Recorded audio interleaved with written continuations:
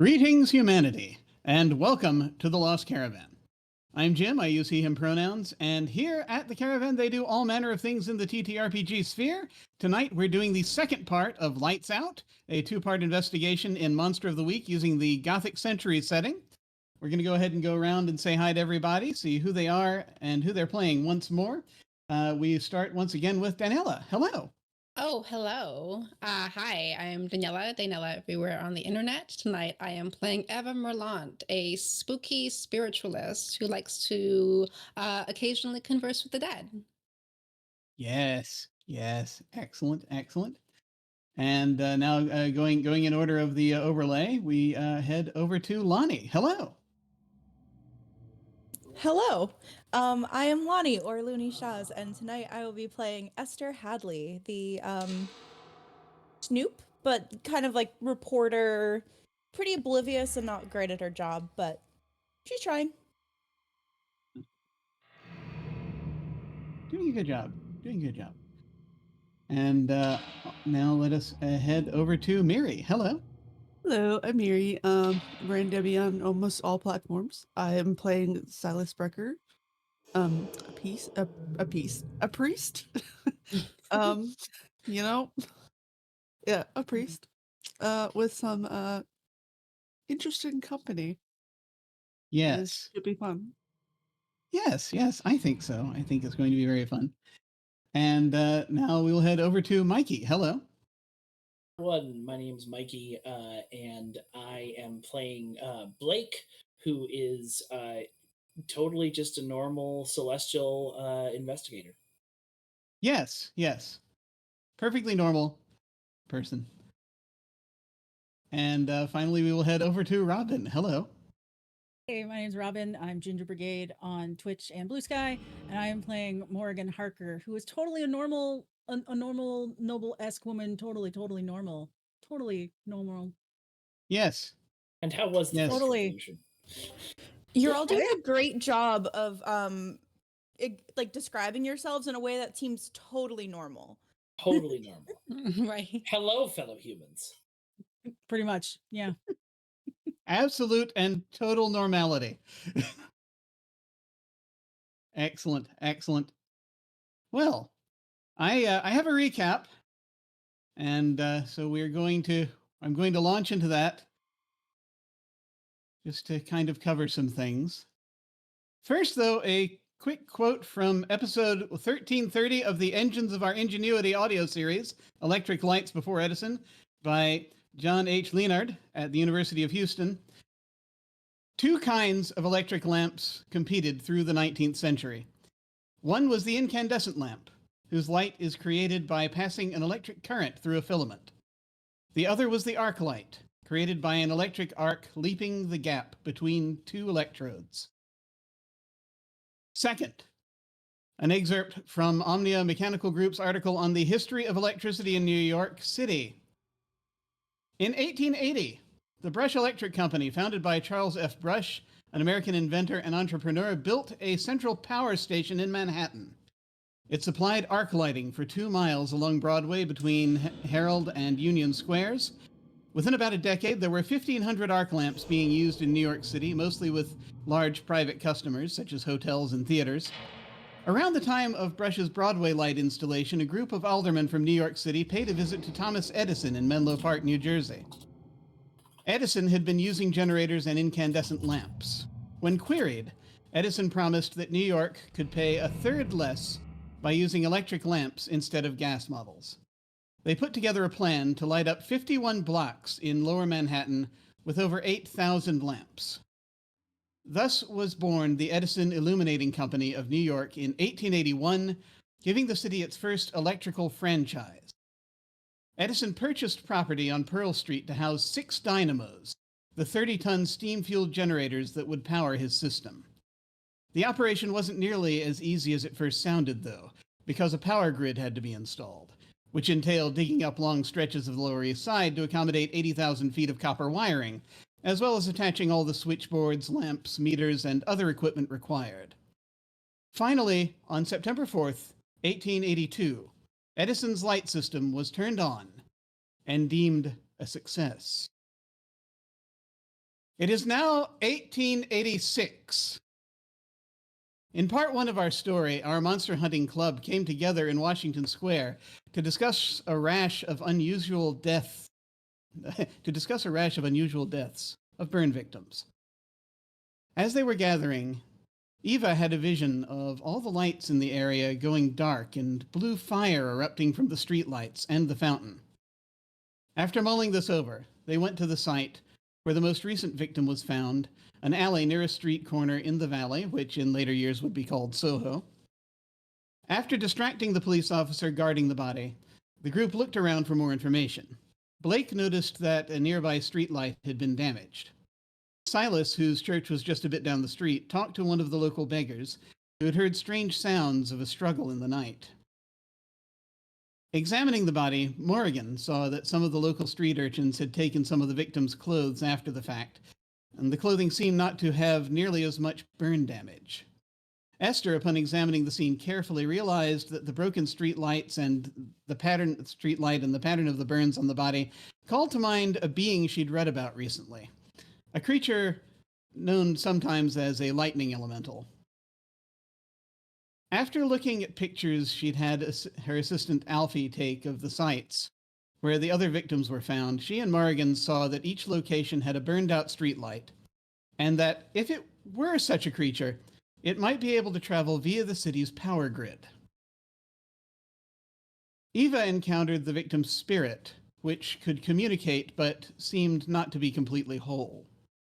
With a little help from Blake calming the spirit down, Eva was able to talk to him. He said his name was Bose Wallace, and that he was attacked by a strange, vaguely human-shaped creature that looked like a spark of electricity. Bose also reported that a number of hours after he died, just before dawn, a different being with hair that seemed to be of blue flame had been in the neighborhood looking around. Silas recognized this description and invited the others into his church to discuss it. Blake hung back a few moments because an acquaintance of his appeared, an individual known as Wormwood, who appeared as an old, well-dressed man. He informed Blake there was another victim who'd been killed before the others, and that there was likely a pattern to the killing. He also implied there was potential for the situation to erupt into a much bigger problem. He also suggested that to find the other victim, the group should look at the locations of the deaths and work their way backwards. Lungs! Inside an office in the back of the church, Silas revealed to the others there present that the flame-haired being was a demon who was known to him, and that he had the means of summoning them, an earring Silas had been wearing. At the group's suggestion, he did so. Blake, who was still outside, noticed this due to a change in the air. He went into the church to find his companions, and he found his way to the back in time to see the demon, who was known to him as a capricious individual named Cain, entering the back office. Cain appeared this time in human guise, androgynous, dressed somewhat in masculine fashion with a shawl, ironically wearing a shawl, and high heels, long wavy hair, nails, and the other earring in their right ear. As we come into this,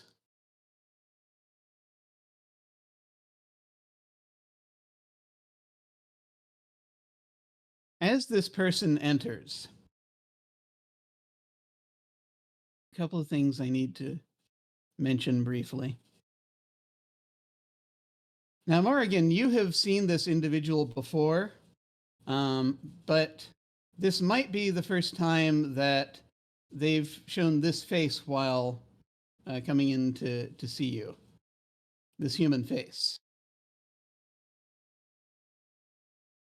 So, do we feel as though that might be the case, that this because before you saw the sort of the blue flame, I imagine. I don't know. Mary, your call. Did I see the original form or did I see this one? I think original, because when I offered you shelter, it was like sort of late at night, early morning. Yeah, you weren't expecting anybody. Yeah. Yeah. Okay. Like I know Right. that it's him Yeah. because of the earring though. So I'm not Yeah. I'm not completely that's a good clue. shocked, but at the same time, it's very interesting to see him take a human guise instead. Well, there's a thing I need to also point out here. It takes a second.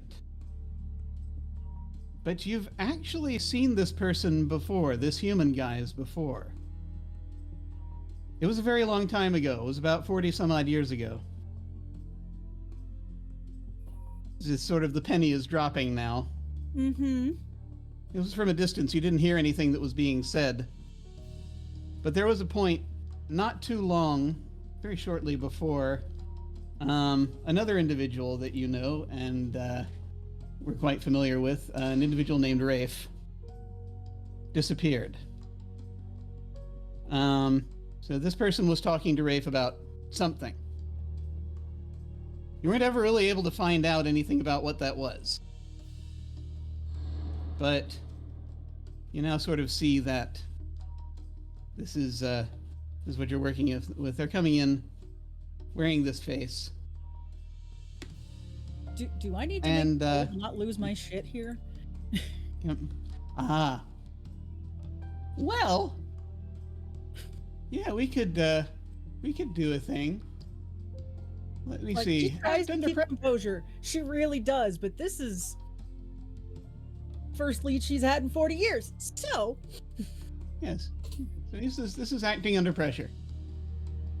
Well, son of a bitch. All right. You're rolling cool. At least there's a number in that.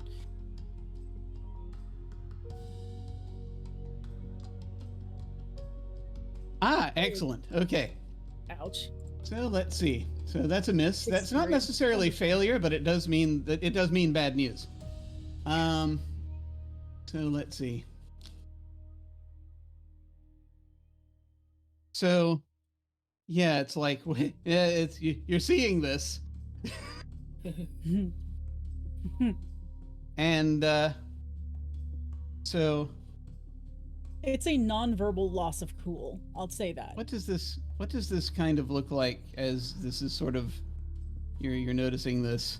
Keep in mind the sun is still out outside. I don't know if that's going to affect anything. We're inside though. We are inside, yes. And there's no windows. I'm not saying there's fire involved. I'm just saying No, I get it. I don't know how tired you are. But she was late to the meetup for a reason. Sleeping in is a thing. Yeah, no, it's understandable. It's understandable. I think let's see. Anybody who is right next to her is going to notice like her shoulders and her arms and her hands kind of tense. Like the leather gloves she wears, you can hear the leather squeak against itself ever so slightly. And she just is just trying, like she's trying to not like lash out at this person. And she just slowly tries to pull herself back, but there's definitely a change in posture for her to the point where she's anybody who knows her, she's not happy right now. So,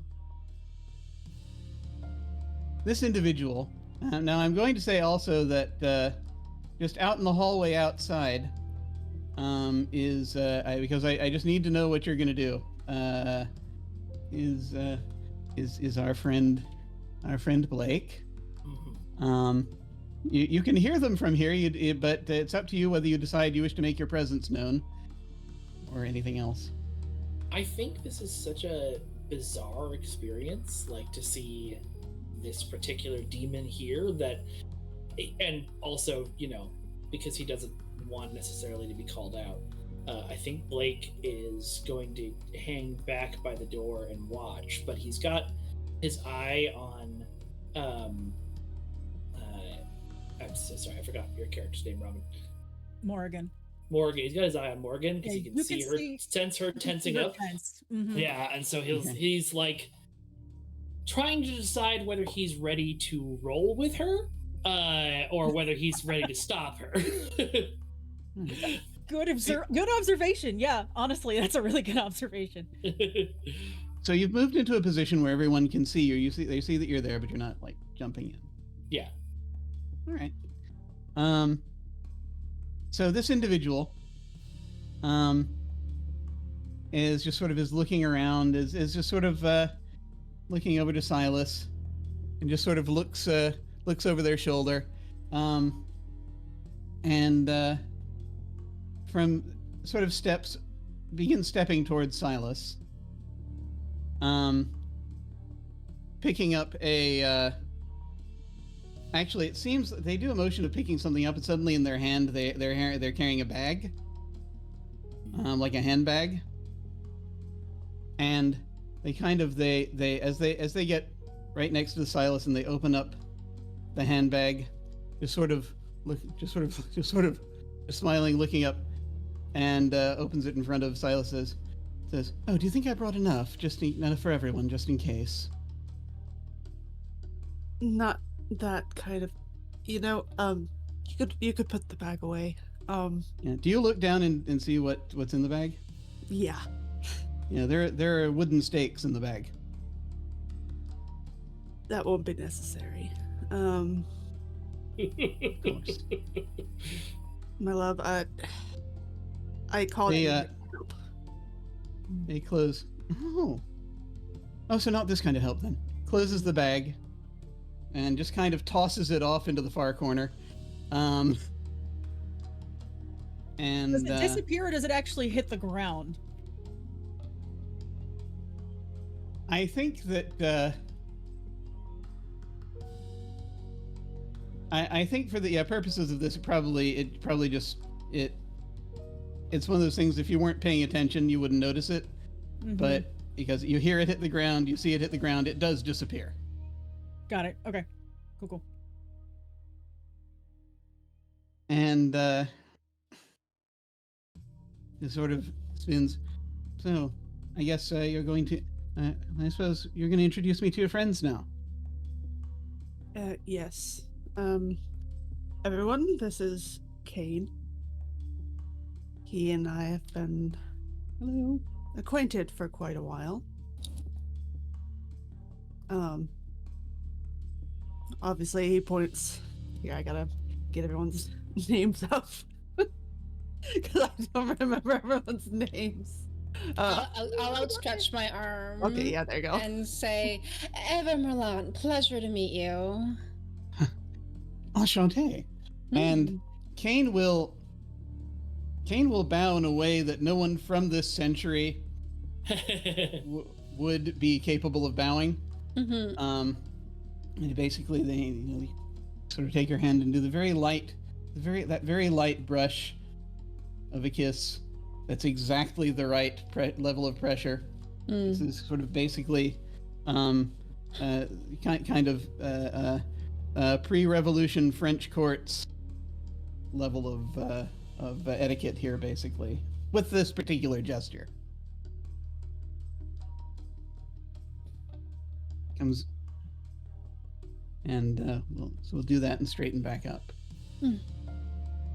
I'll kind of go next, and even if he's not like fully like standing back up, I will like reach out my hand. Esther Hadley of the Cobblestone Chronicler. I'd love an interview with you if you have a chance.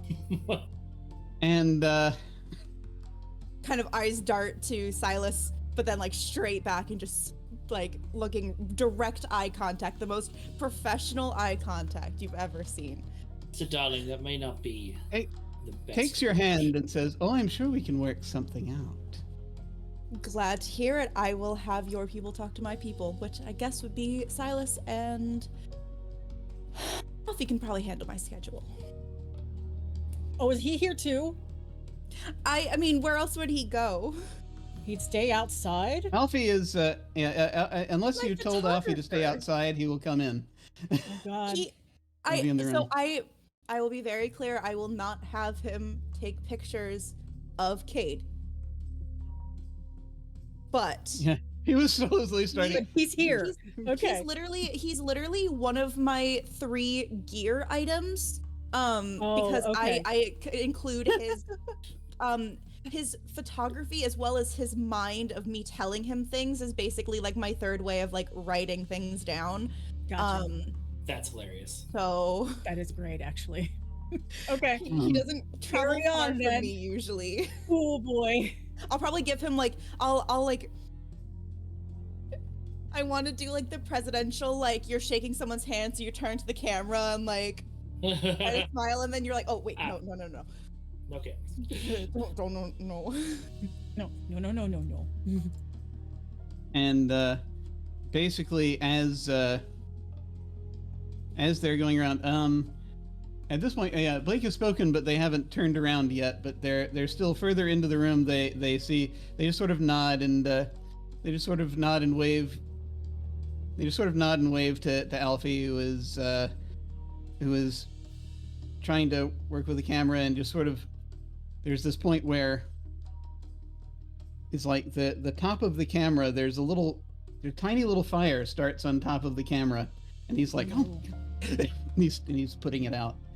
And then Kane will see Bose, who is standing in the room, the ghost. And so this is mostly Eva sees this, that Kane reacts to Bose. It's like, is like, ghost, and does this thing where just basically does some sort of gesture, and Bose's vest starts to burst into flames.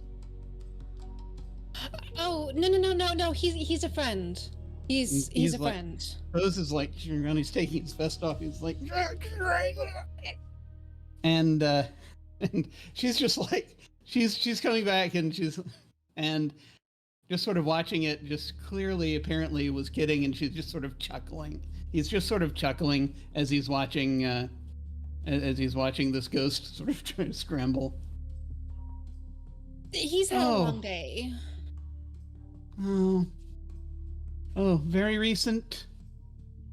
Yes. Well, I am sorry for your loss. We'll turn around and just sort of we'll acknowledge. We'll look in Morrigan's direction, and just kind of have a slight smile. Hey, you. Oh, she's seething right now. And we'll then turn and we'll see Blake. And they will narrow their eyes as he's kind of looking at Blake. Well, What did you say? I said, Kane, it's been a while. I thought I'd seen your face before. On a coin or a stamp. Ha! Not, might have me mistaken with someone else. Maybe you just have one of those faces. But perhaps I could be mistaken. After all, it has been a while. Yeah. Quite some time since we last crossed swords in the eternal battle between heaven and hell. Oh, I suppose it could be that. I suppose it'll come to me. Like a vision.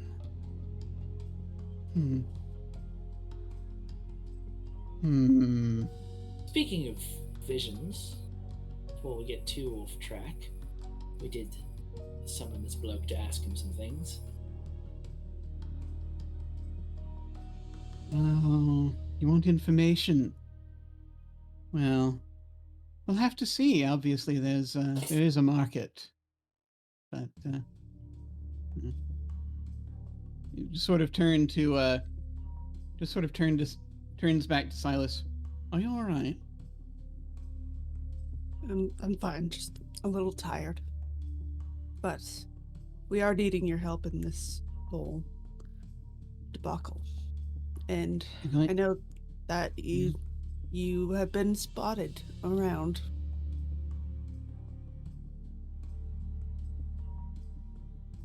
You mean more specific than around? Around the crime scenes. Oh. Specifically, Silas. Oh, the crime scene. Which, you mean just this thing out here? Yes, the dead body. Right. Yes. Yes. No. I was curious, I suppose. I suppose, according to what the information we gathered, we're looking for some sort of lightning elemental. Ah. Do you know some such things? Right. Yes. How badly do you need to know about this lightning elemental?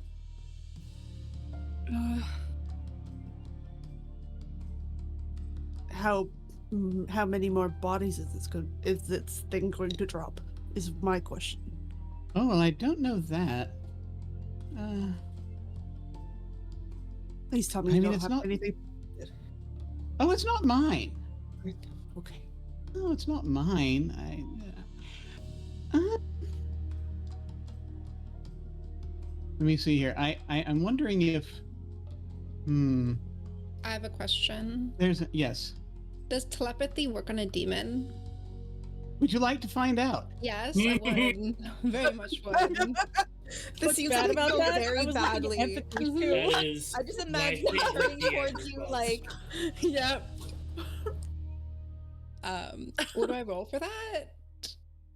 So, first off, yeah, part of this, if I recall correctly, this is a move off of your, is it off of your My playbook, or yeah. off of your other thing? Okay. Let me grab the thing. Yeah, and it allows me to do either investigate a mystery or beat a bad situation. Okay. So, you don't need to do either of those right now, so it just works, typically. Okay. But... Oh, when the DM answers in that fashion, there may be a roll forthcoming. Good. So I think we're gonna have you act under pressure as you are doing this. Okay.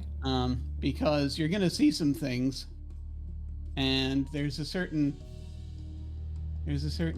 thing.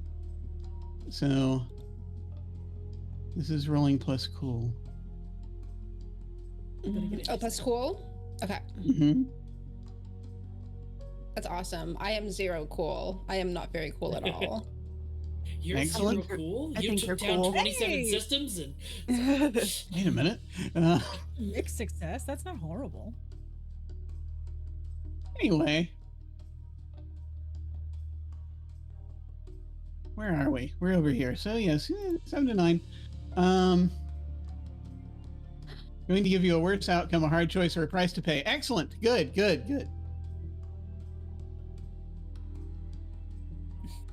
Oh. I'm sorry. We are waving it. We are being that which interrupted cannot be by- seen, but it's delightful. Yeah. Oh, I snuck that in while I was looking at the rules.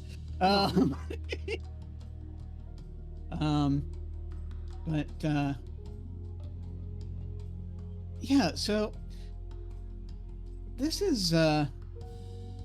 So here's the thing. What are you initially doing? Are you trying to send or receive? Receive. I'm just trying to take like a little bit of a gander inside his mind and see what exactly he knows about these murders. Excellent. Okay. So as you're Just a kind of little trying to sort of you take a little look, and you can see for a moment, just for a split second, there is, because they were just talking about it, you do see something about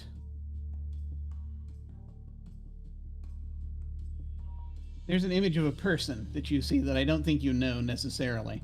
Okay. Very briefly. Someone wearing kind of a velvet coat. It's a male presenting individual. But with kind of wild hair, and that's all you get for a second. As you then hear in your head, oh, that's quite naughty. Usually people ask first. What would you like? But of course, And again, I know you're not most people. Mhm. Would you like some help wrangling some of those issues that come up? Those little hallucinations. I think I've been doing fine. They've been rather manageable. Some of them are kind of fun.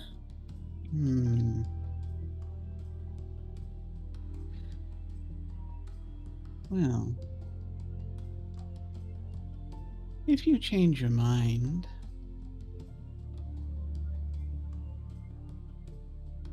just ask. I'll have my eye on you from now on. I'll keep that in mind.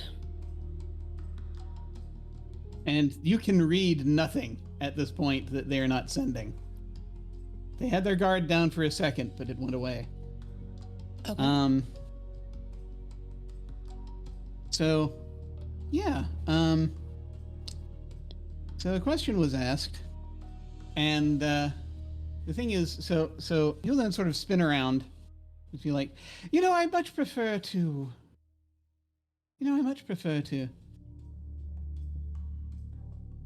keep these things civil if at all possible. So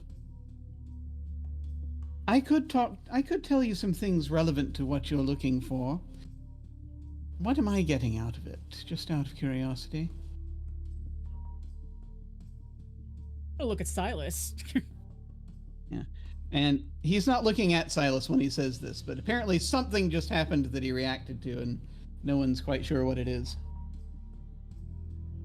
Unless you're I think that Eva. we're all being pretty civil here. We're just simply asking for some assistance. Just sort of turns around, and in your head you hear, are we all being civil? As a good friend of the dead, I'm simply trying to avoid more of them.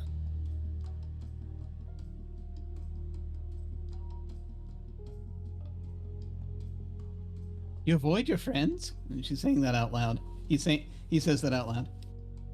No, just that some of them don't enjoy being dead, so I'll just keep them alive for now. They'll be friends eventually. For now, he says he's looking at everyone else for a moment. That's good to know you've all got some time. And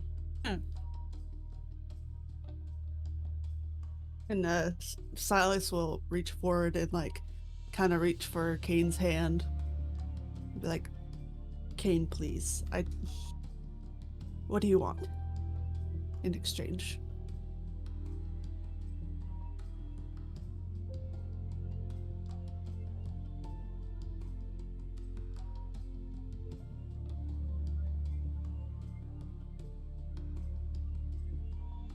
Oh, that's a good question.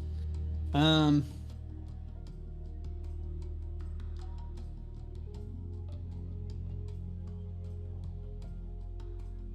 guessing, out of character, I'm guessing he's already got your immortal soul. So,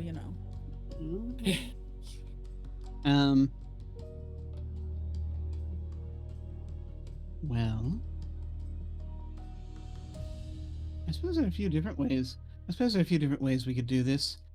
Sort of turns around again, just sort of glancing back in Blake's direction. Immunity would be nice. Immunity is difficult to negotiate. Could always, though,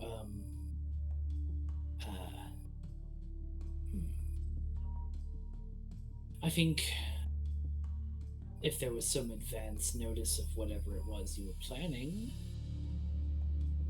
perhaps some things could be negotiated.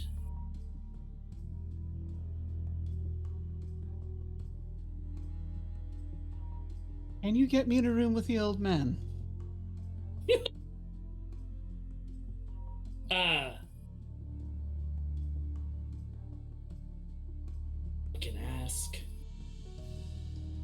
Difficult to get those kind of meetings these days. If you put good faith effort toward that, then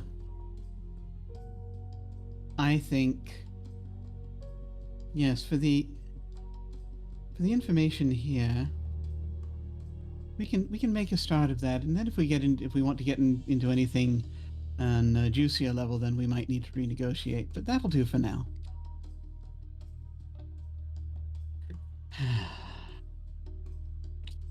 I'll have my people call your people. I suppose that's becoming a thing nowadays. Well, it used to, for sure. Yeah. Humanity is just fascinating, isn't it?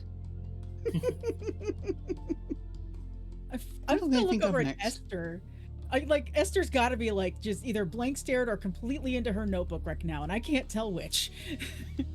I don't know if you've noticed, but I've been trying to be like the second something juicy pops up, I'm like, oh yeah, no, I saw that. I'm just curious at the comment of the meeting with the old guy and all that stuff, what she's doing. So right now my notes say Blake knows him too? ? Immunity ? Old man ? Hell yeah. I've got it down. That's all I wanted to know. Right, so I suspect depends on how many things we want to know, but we'll start out with this elemental and go from there, I suppose. I think I know where they came from. Possibly, potentially, perhaps. There's a lot of qualifiers there, mate. Well, I don't. You see, I make the deals, and then afterwards, when the person wants a thing in exchange, they want knowledge or a toy of some kind. They get that knowledge or toy of some kind, and then I no longer have anything to do with it. Huh. In this case, there's an individual who was very interested in the summoning of things. This was not too terribly long ago. He was ranting about something. Apparently he'd been disenfranchised by a former boss or something along those lines. But in any case,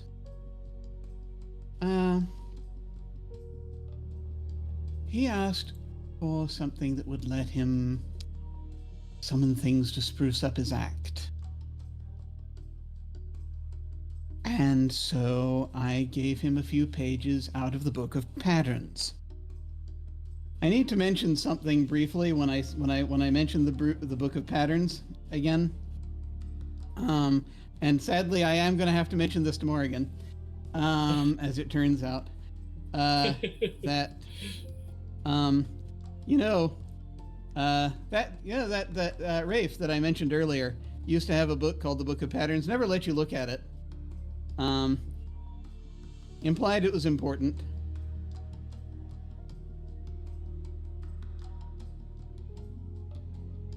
Oh boy. But yeah, you know that was something that he was keeping under lock and key at some point. You haven't seen it since you last saw him. Since before you last saw him. But that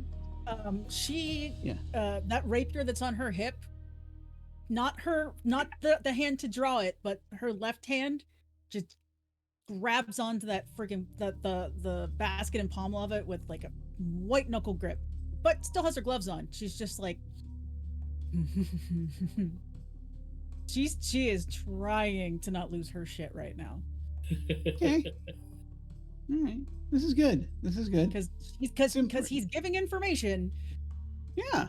But at the same time, he's got to torture people, God. Yeah, but you guys don't know that she knows what that is.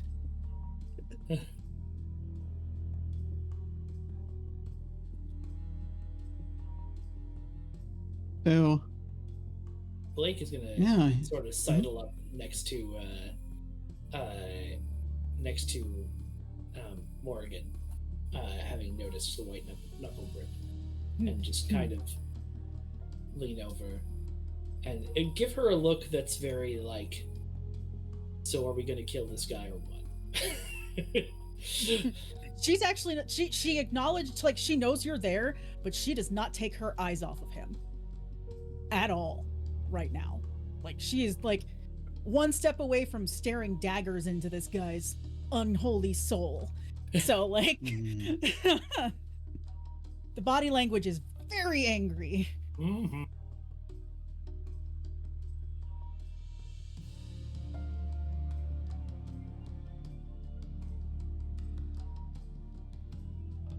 Do. So, it's an entertainer up in the theater district. And at this point, you can tell it's one of those things that the way that Kane is behaving, it seems like he can kind of detect this shift in attitude from Morrigan, but is just kind of behaving as though it hasn't happened. Oh yeah, no, and she's but is smiling a little bit good. more. She's being good because he is giving information. The second that stops, all bets are off.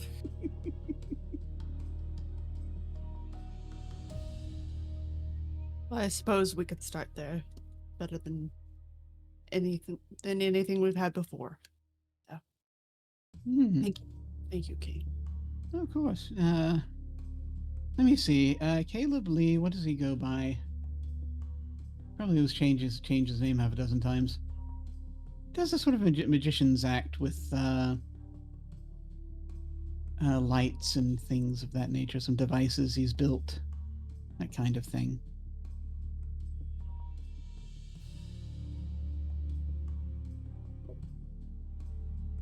That's probably what you should be looking for. All right. Is that all anyone wants to know? He says, sort of spinning around the room slowly. Well, I have a Briefly bunch locking more eyes. questions, but I think now isn't the time. Ah, yes. Well, of course, he says, stepping towards you. If we come to the right terms, I could tell you all manner of things. Fantastic. I'll be able to put you on the front page, I bet. Oh, I don't know about putting me on the front page, but I Well, could the tell you story at the things very that least. Oh, I could tell you things that could get you quite far in your career if you wish. That's the goal. Want to work for the Times? Time. Kane, play nice. It's like he is playing nice. The Times. Wow. No, he's not, dear. He's Not at all. trying to manipulate you. He's doing a very good job of it. Barely noticeable. If I get a story, then I don't see any harm in being played. Esther, The perhaps- harm will come later. Yes. Yeah. Much later. We'll have a conversation later about deals. All of you seem to know a lot more about demons. This is all sort of base level stuff, honestly, darling. Like, you most of this stuff is in what's that book called? The Bible. Oh, I do journalism. I don't have time for free reading. She believes in facts. Yes, of course. Yeah. I was gonna say that, but I'm like, I was gonna say I don't have time for fiction, but I was gonna. No, I'll say it. As what I am, liking I'll it. definitely say it. She believes in facts, not fiction. I look at the demon standing in the middle of the room. No, I know. And go, I know. Whatever. I know. Look, Where she has a were way of you when I looking at needed a story if you all know so much? Well, I feel as though this is a conversation you all need to have on your own. So if there's nothing else... No. You're not going anywhere yet. Oh, I'm not, am I? You gonna chase me? If I have to. Ooh, that could be fun. How'd you get the Book of Patterns?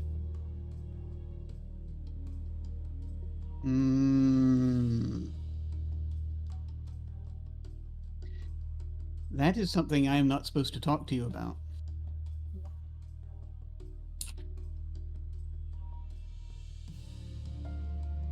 Was it a deal to keep your silence? In part. Well, that was...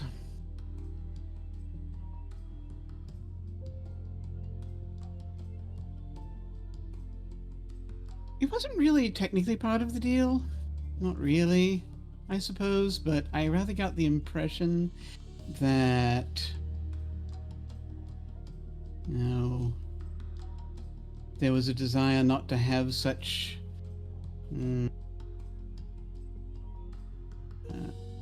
cans of worms opened for you, I believe it is. Are they saying that yet? Actually, Kane turns to Blake, says, "Are they saying that yet?" I think that's a little bit new. Oh. Canning just started a few decades ago. Oh. I was looking ahead. I shouldn't do that. No, definitely not. No. And, Crazy.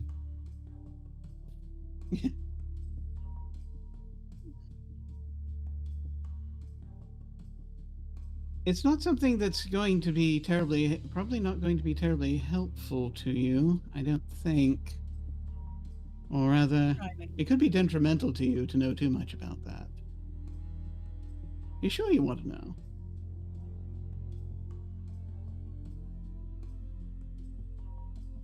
She just stares. Like, now she's staring daggers. She's angry. Very angry. I feel like he can pick up on that. Yeah, he's very, he's enjoying it. I know. I would like to know what happened to him.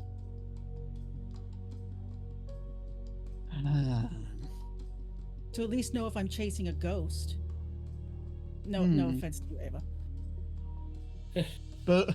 Bose is like,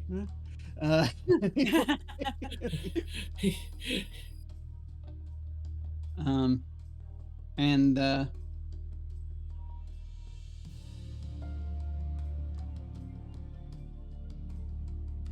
Silas, you can see that this is one of those things where Kane is either gonna stretch this out unless you try to rein him in. Do you want to try to rein him in? Yeah, because they're on a deadline, and this is like a sidetracking sort of deal. So yeah, Silas wants to bring him back to less of a dangling a carrot in front of Morgan's face. Okay. What sort of thing do you usually do when you try to rein him in?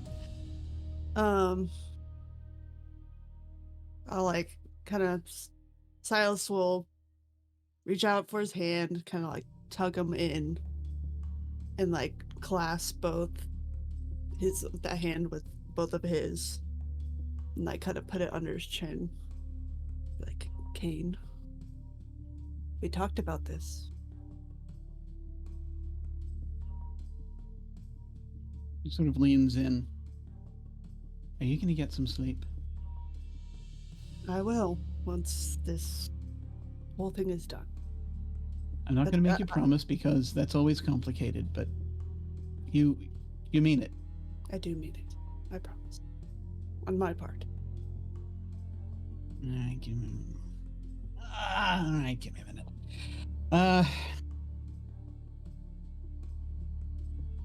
And Kane will turn to Morgan. Do you want me to tell you here, or do you want me to tell you not in front of everybody?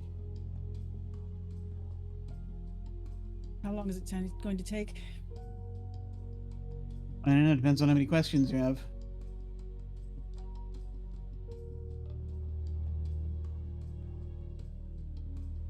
I can give you a little bit. Sure. Like I said, I need to know if I'm chasing a ghost or not. I don't think so. He's very resourceful, from what I understand. I have not seen him in a number of decades. But he we did make a deal. so that you, for the most part, get this island to yourself. We take care of, or try to take care of those that invade, although we can't do anything about the ones down below. You understand? So those will pop up from time to time. Like probably that one that you had to deal with a little while ago, I expect. I heard about that.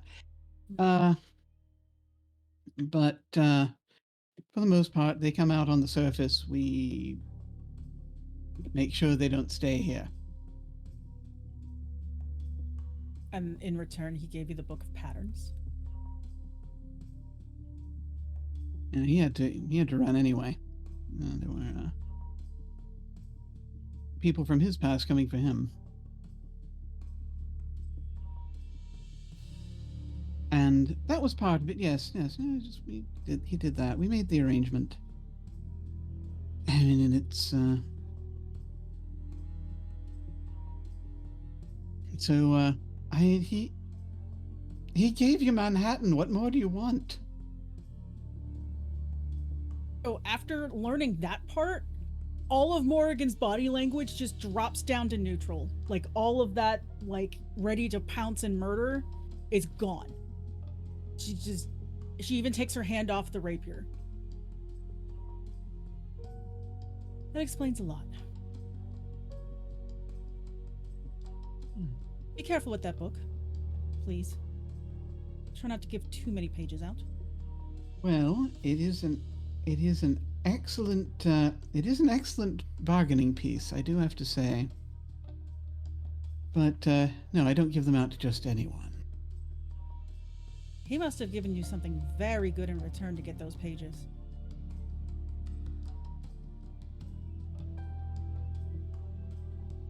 Need to think for a second, actually. Yeah, I'm sure she's. He must have, I suppose. However, this was a situation that involved. Let me just put it to you this way. I was working for the great organization on that one a little bit, so I'm not entirely in the loop on exactly what the deal was with respect to how they want to put it. They, let's just say they seem to like the fact that they were in his hands. Okay.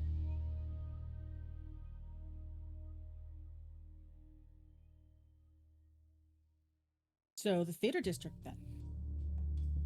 Yes. And she looks at everybody else. Yeah.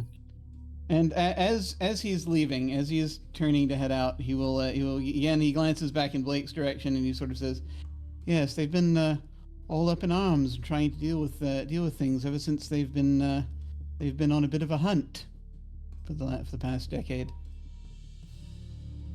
Sort of shrugs. Rip-roaring hunt, you might say? Yeah, something similar, yes. All right, well, I think I've outstayed my welcome here, but if anyone wants to get in touch, I see you know how. All right, and Alfie will be reaching out promptly. And he just sort of looks over at Alfie, and Alfie just kind of is like, has been putting the things for the camera back together, and just sort of looks up and is like, just like deer in headlights. I give him like that little encouraging nod, like, that poor guy. Yeah. Yeah, sure thing. Yeah. Oh, this should be fascinating. And he does that thing where he extends his hand and a business card appears in it. And holds it out to Alfie, who just very gingerly, unless anyone stops him, he's going to take the card.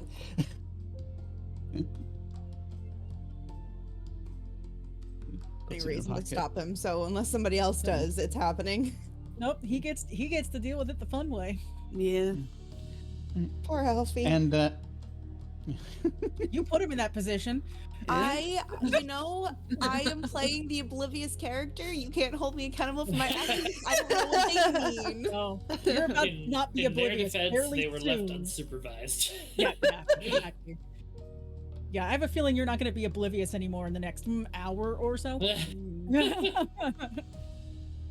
to get that So crash Kane will course. basically lean down next to Silas and will probably, how are you about this in front of other people?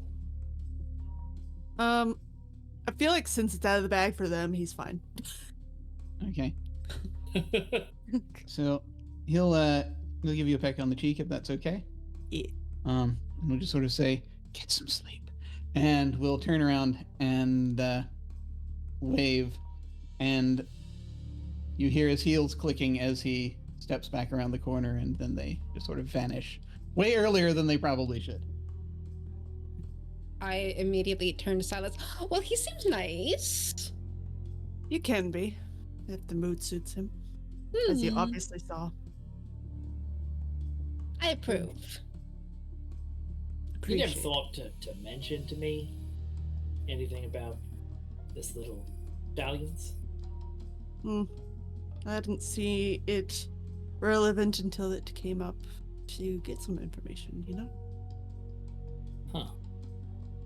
And besides, private matters are my own thing. I don't poke around in your business, do I? I don't know, do I? You might. I think you would know.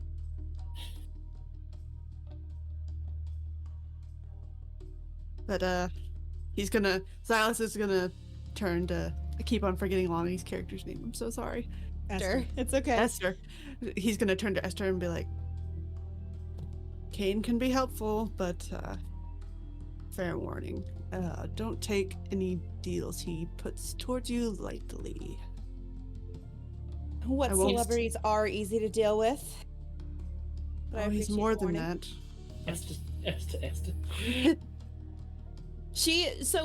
I fully think that when the rest of this conversation was happening, after the business card has been handed to Elfie, she's doing that proud mom thing where she kind of like has her hands like not like creepily, but kind of just like on his shoulders a little bit, just like looking at the business card from around him and being like, "You've done it! You've booked your first like managerial position," and kind of like, "Oh, I promised you photography skills, but just imagine." You're listening to what Silas is saying at this point, then, right? Like you're just kind of like half-assing listening to it. Saying that when like Kane is like saying goodbye to Silas, that's when that's happening, and then all of a sudden attention is turned to me, and then I'm just like, So yeah, I am paying attention. I might not be fully grasping, probably thinking like, oh yeah, you know, like, yeah, like every big like every big newspaper company's gonna say they're gonna make you a star, they're gonna make you big, and it's like, what else is this guy gonna do than false promises? Yeah, the card just says Kane, and it has a telephone number on it, which is these things exist right now, but there are not a lot of them. There are, I'm sure there were 271 of them in 1877, so they're probably going to be. I'm going to make a wild guess and say there's somewhere between 500 and 1,000 in the city right now. I'm assuming there must be like one singular one in the entirety of her of the Cobblestone Chronicles. Oh yeah, totally. Like entire thing, and that's like every once in a while it'll ring with a lead. They can afford a phone. That's something.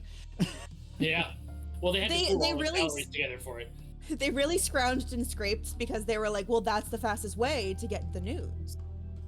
That's fair.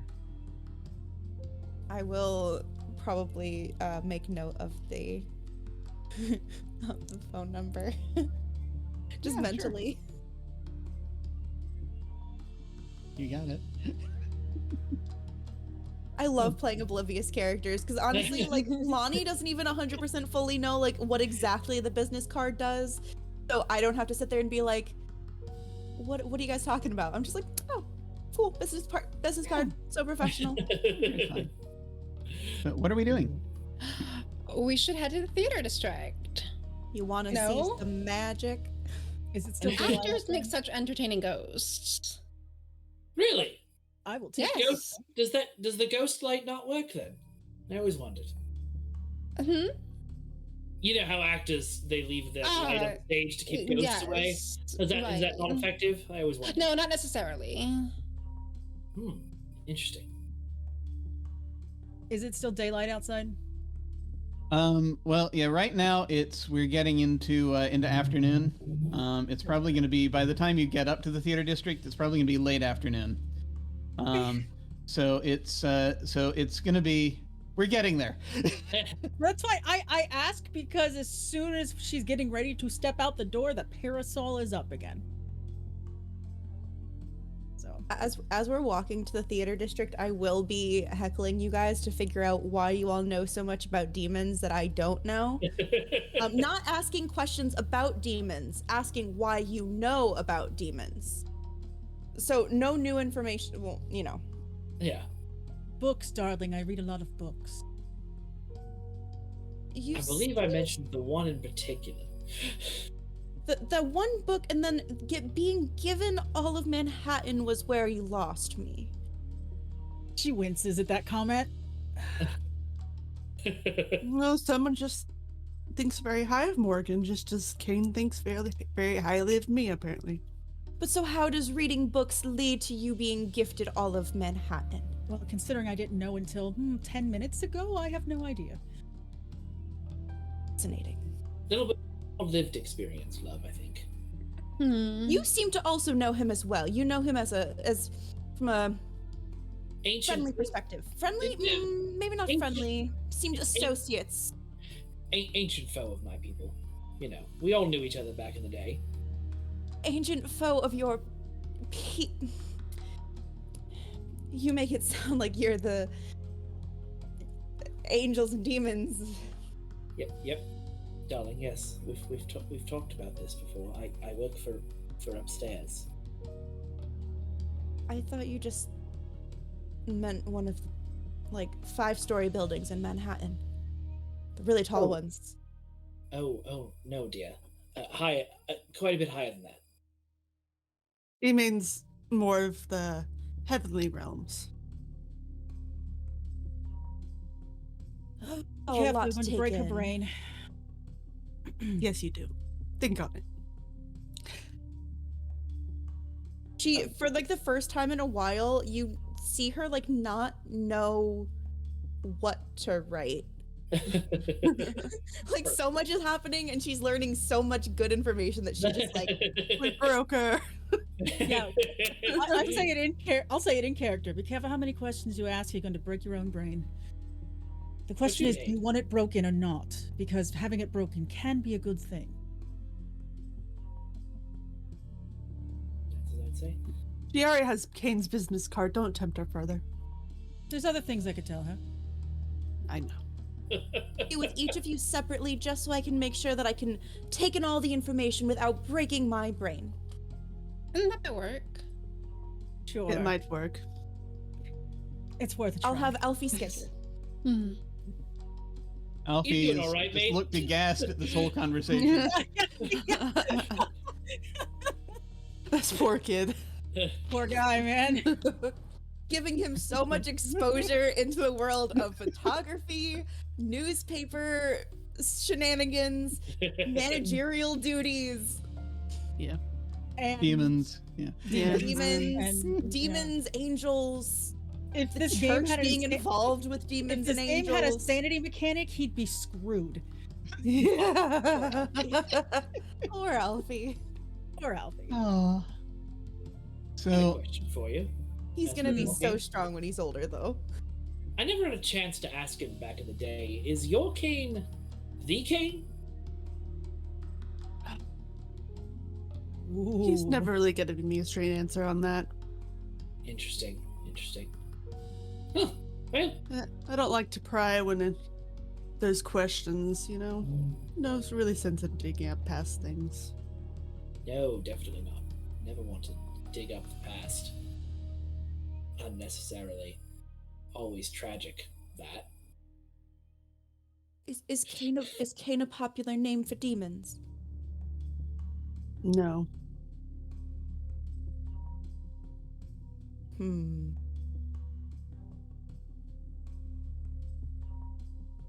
I love how any like random passerby as we're walking and talking about this would Yeah. probably give us like the weirdest Well- fucking look. Well, it is New York. Fair. Uh, We are going into the theater district, so they may just think it's a theater ploy. yeah, that too. So, Damn, yeah, you're they heading, ruined New York. You head up. Again,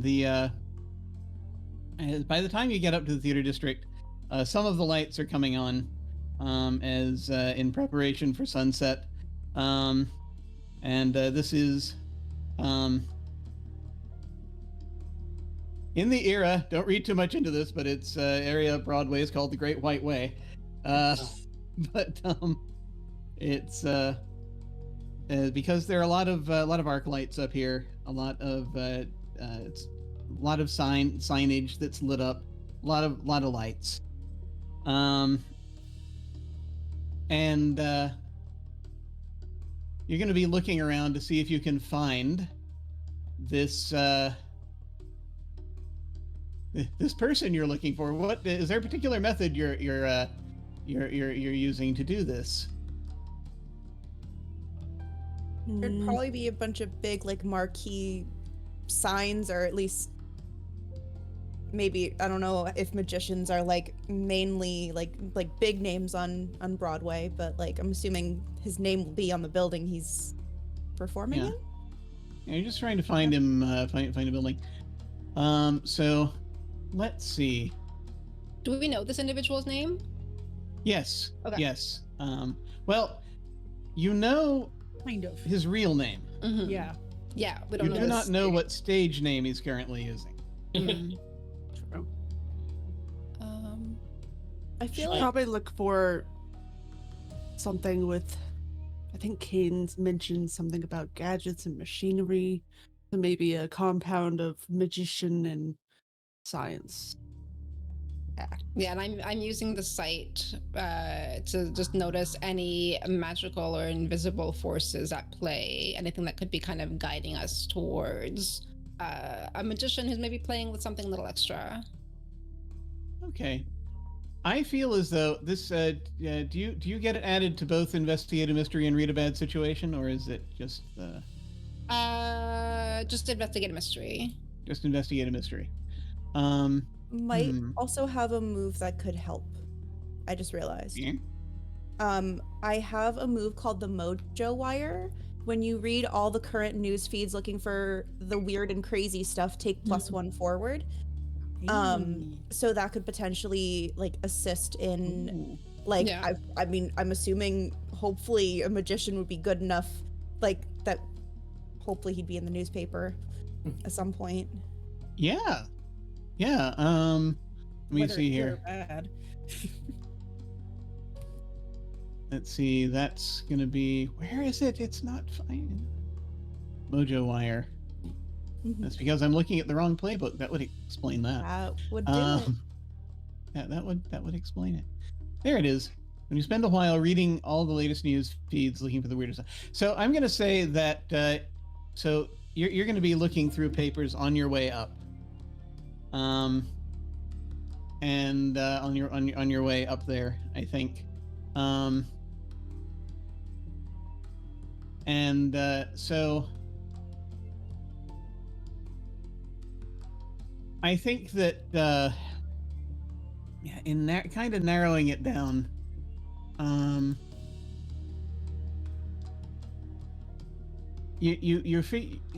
think we're just going to say between that and are you kind of sort of showing other folks any sort of things in the paper just to sort of see, and the other members of the party basically, are you showing them also any of the articles you're looking at, that kind of thing?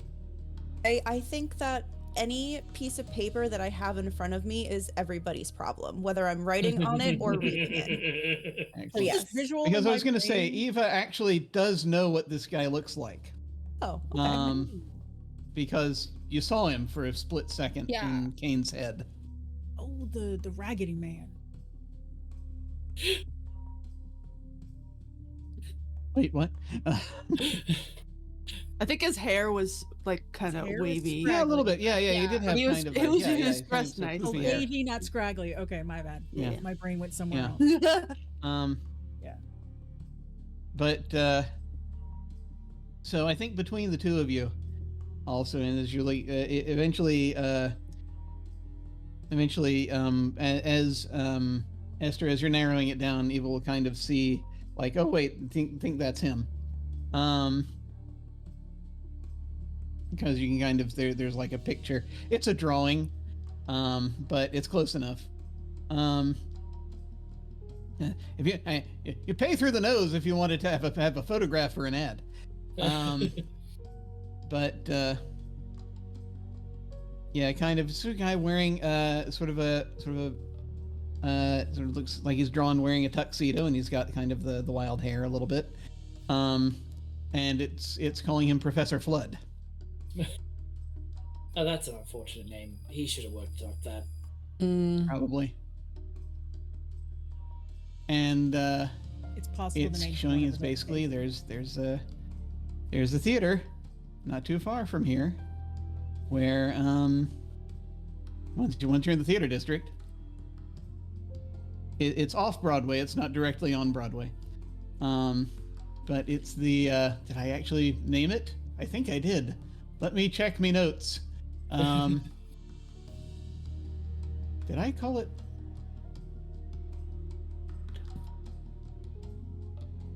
Yeah, I did. I called it the Spike Theater. It's the Spike Theater.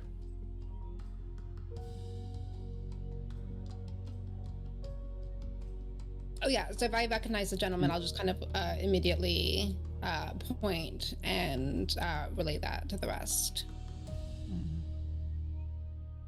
As you're sort of wandering around, you find the Spike Theater, kind of in. Let me. I have to look at a very specific image so that I will know something. So that I will have terrible knowledge. Okay. Upper middle part of the theater district.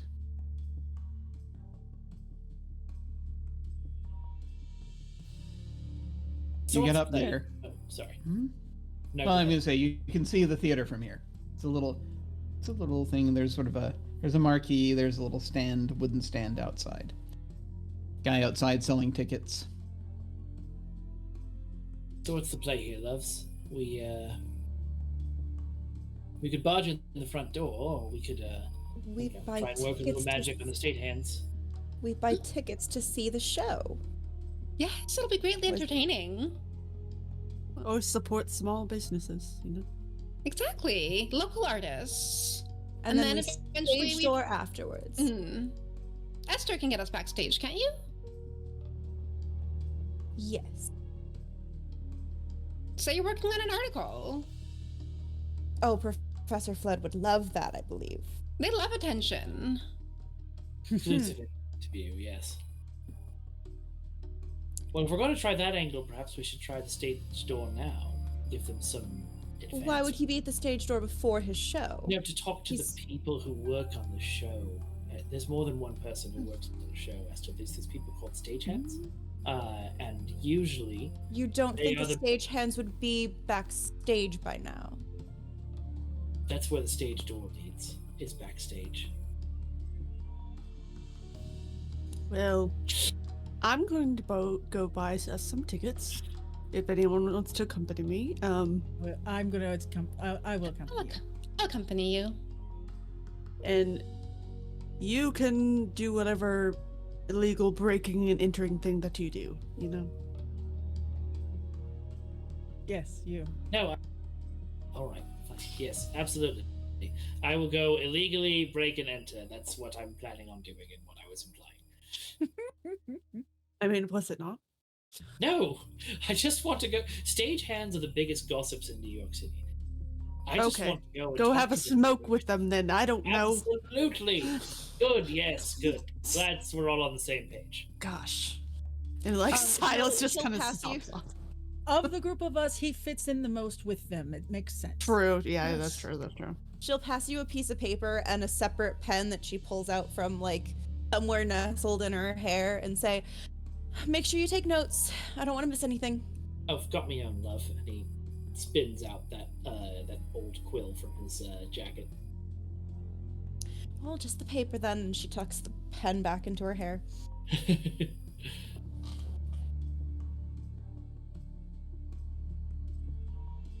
Good luck. All right. So we have, just so that I'm clear, we've got tickets are being purchased, and Blake is heading for the stage door. Is that kind of what I'm envisioning? We'll make sure to buy a ticket for Blake just in case his plan goes awry. So we have a. I mean, my plan is definitely to come back and join y'all for the show. Then we'll make it for Blake. I mean, look, you could be so charming that they let you go in through the stage door. We don't know. True. That's true. Or it could horribly flop where they kick you out and the only way to get in is to go through the front door. So either way, we're going to have the contingency. We're going to buy you a ticket. It's fine. Blake's going to get beat by a bunch of theater majors. Look, no, rough life out there. Majors. Look, some of those stagehands in this area are scrappy, especially if they have flywheels and stuff, because there's sandbags, there's ropes, there's all of this. Yeah, absolutely. And they don't have any patience for things running late at all. But basically, I'm of the mindset of the stage door being locked. And if anyone is guarding the door, being on the inside, not the outside. So you'd have to break and enter to get in to talk to them. So that's my illusion right now. We'll see how it goes. Because usually stage doors are like trying to be hidden so that hopefully you don't see the people be snuck in and out. You know? But this is also before things like that were probably thought of. That's fair. This is fairly early. Yeah. Like there actually might be on the outside of the door versus how they are now where they're completely flat. Yeah. She's totally right though, but like even like old ass theaters, stage doors are super fucking hidden. So well, keep in mind this wouldn't be old anymore. This would be brand spanking new 1800s. That's what I'm saying. So, that's what I'm saying. You're right is what I'm saying. That is a good point. How old is this theater?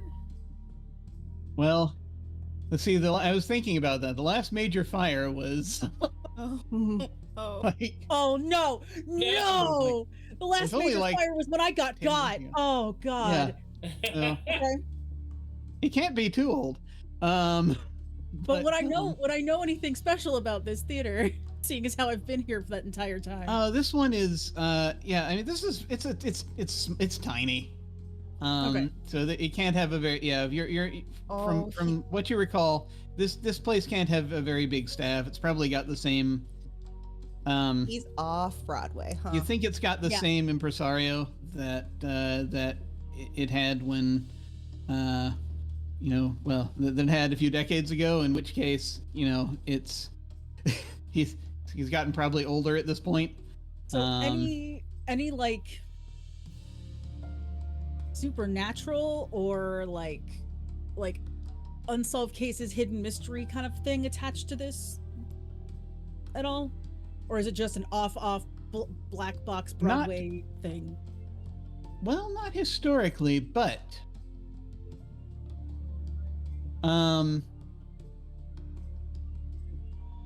I feel like there's I keep looking at the question the question moves, and I keep thinking I need to people thinking about such things. There's a thing to roll, and I have to figure out what it is. And I think it could be read a bad situation. Okay. So, like, this is the thing. While all this is happening, since you're thinking about this, you can go ahead and do that. I'd see an argument for Esther doing it possibly as well, just simply because, You've been absorbing newspaper information as you go up here. I have not rolled above a failure the entire time. Where are you finding the ability to read a bad situation instead of just reading, like, rolling plus? So can you see the hunter moves reference at the top of, like, underneath, like, look and game options of your character sheet in Roll20? Game, yeah, okay. So yeah, if you drop down the hunter move references to get all the other moves. Why is that automatically unclicked? I know. It took me a while to find it too. So silly. Yeah, I know. Roll To save 20. space? All right, Yeah, maybe so I'm space. reading a bad situation. Let's see. I failed, by the way. I got a 6. I got a mixed Okay. success as a 7. Okay. Excellent. Okay. So, and also, well, I mean, this would be an 8 because you had a +1 forward. Right. But it doesn't make a difference really here. So Morgan, I got nothing. but you see, a thing happens. A thing needs to happen. Oh no. As you're looking around forward here. can't be used for somebody else, can it? It No, doesn't not really. matter. No, It's alas. either you succeed or I There is succeed. now. I'll take Actually, you know No, what? I have a mixed success either way. I'm at a 7. We have hit a point. We have hit a point now where I am remembering something Oh no. because I took a note about this last time, Mhm. and oh no, this isn't bad, Oh. but this is Jim not knowing how things work on Lost Caravan. You had last time there was a hero point gifted to Lonnie specifically. That's right. Oh, that's I don't think was ever that used. circled on the top of my notes too. That is like literally. Oh, that's not gonna show. It's right there. I circled it. I Look. So this I don't would know if really that carries help, over to a part 2. I would be happy to allow it. But, I will speak on behalf of the channel. Yes, it does. Either that or save it for if we get into combat and you have to save. But I'd recommend you hang on to it just in case. I was gonna say right now, as- if I have a mixed success, then that's Yeah, still just- something, and then You're fine. I will. Morgan is going to notice Just circle it something, again. but I don't know what that thing is yet. So, first let's. So I'm going to put a pin in that, and we're going to head over to Esther for just a second here. You have a. You get to hold one, so you get you get one of these questions that you can ask Right. in this area Okay. that has to do with stuff happening here. Okay. What's my best way in? What's my best way out? Are there any dangers we haven't noticed? What's the biggest threat? What's most vulnerable to me? And what's the best way to protect the victims?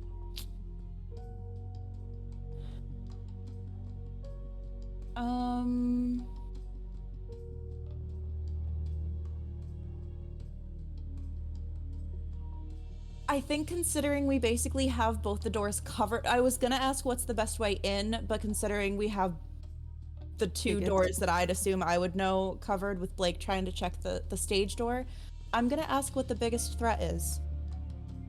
Gotcha.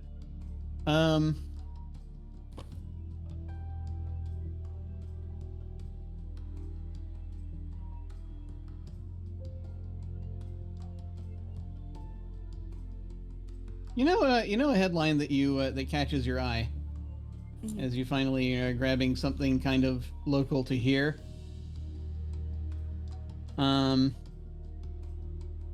It says,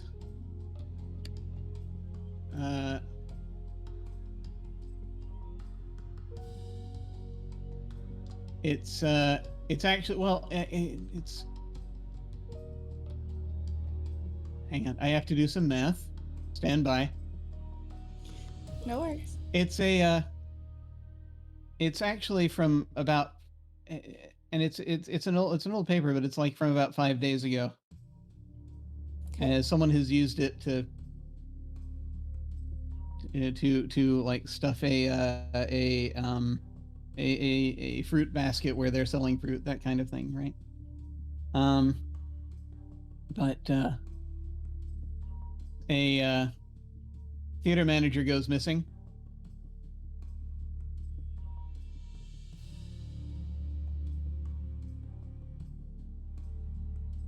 And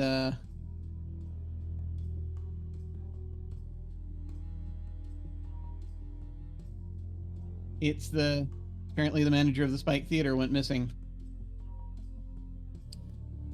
5 days ago or so. Okay.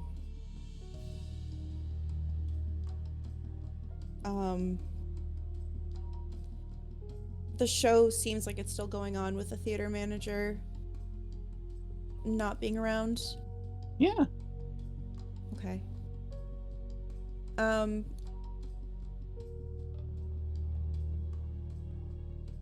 I will kind of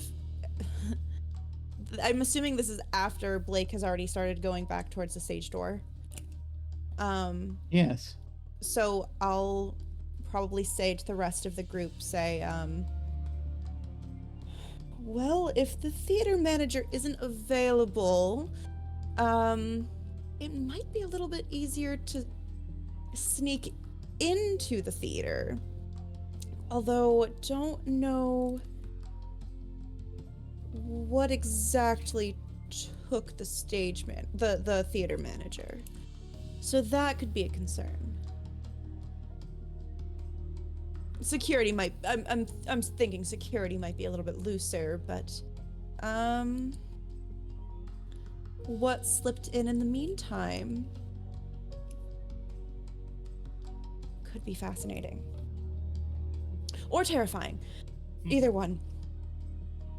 Making a mental note that instead of saying who, she said what. Very interesting. Morgan, you are going to notice something. I need to let you know you're going to notice something. And that is just kind of I assume you've been in a position where you can keep an eye on a lot of things. And there is this.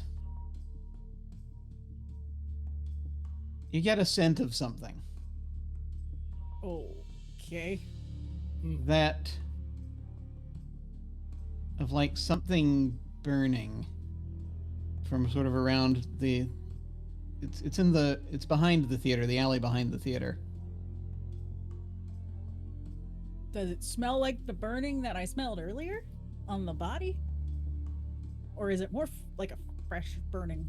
No, this is more like, I mean, it's weird, but it's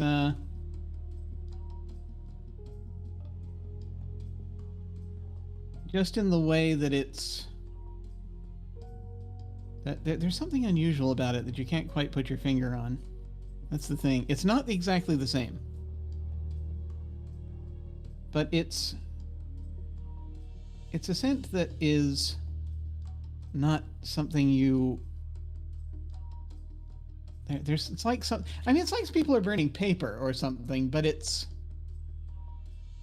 got a thing to it. And it's behind. It's the other alley from where the stage door is. It's on the other side of the building or behind the building. It's it's basically if you were to go around behind the building, there's a stage door, and then turn into the sort of the sort of there's a T intersection, and sort of turn around to the opposite side. That roughly, yeah, it's probably a little further down the T intersection actually. I think just so not directly behind the theater, but it's a little bit of a ways, just a little bit of a ways further down. Okay.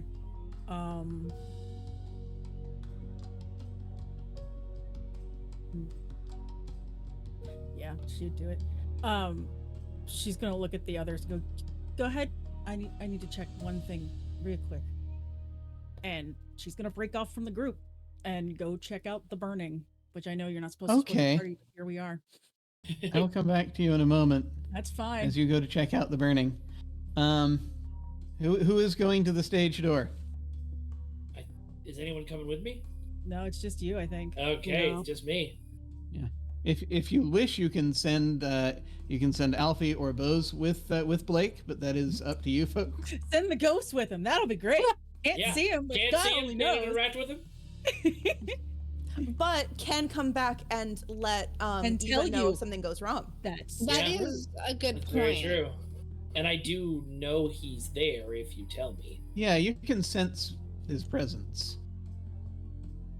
Bose, be a dear and follow Blake over and just give us a little bit of a heads up if anything goes awry. Yeah. And you will drift around behind Blake. Ghostly escort. And and once again, Silas, just so you'll know, the tickets are not horribly expensive. You're able to get them. It's the show's going to happen in now a little less than an hour. But it depends on if we get there or not. So Blake is going back around behind the theater, and there is a stage door back there. You can kind of, from here, you can see where Morrigan is. Also. But you have this back door, this sort of metal door. Yeah, I'm just gonna go up, sort of lean against the wall next to it, knock on the door. Yeah. It's next to, it's actually, so you've got this door, and then next to it is kind of, sort of a garage door looking thing, because it's sort of, they can load in. That kind of thing, yeah. Flats and what have you. So you're gonna knock on the door. And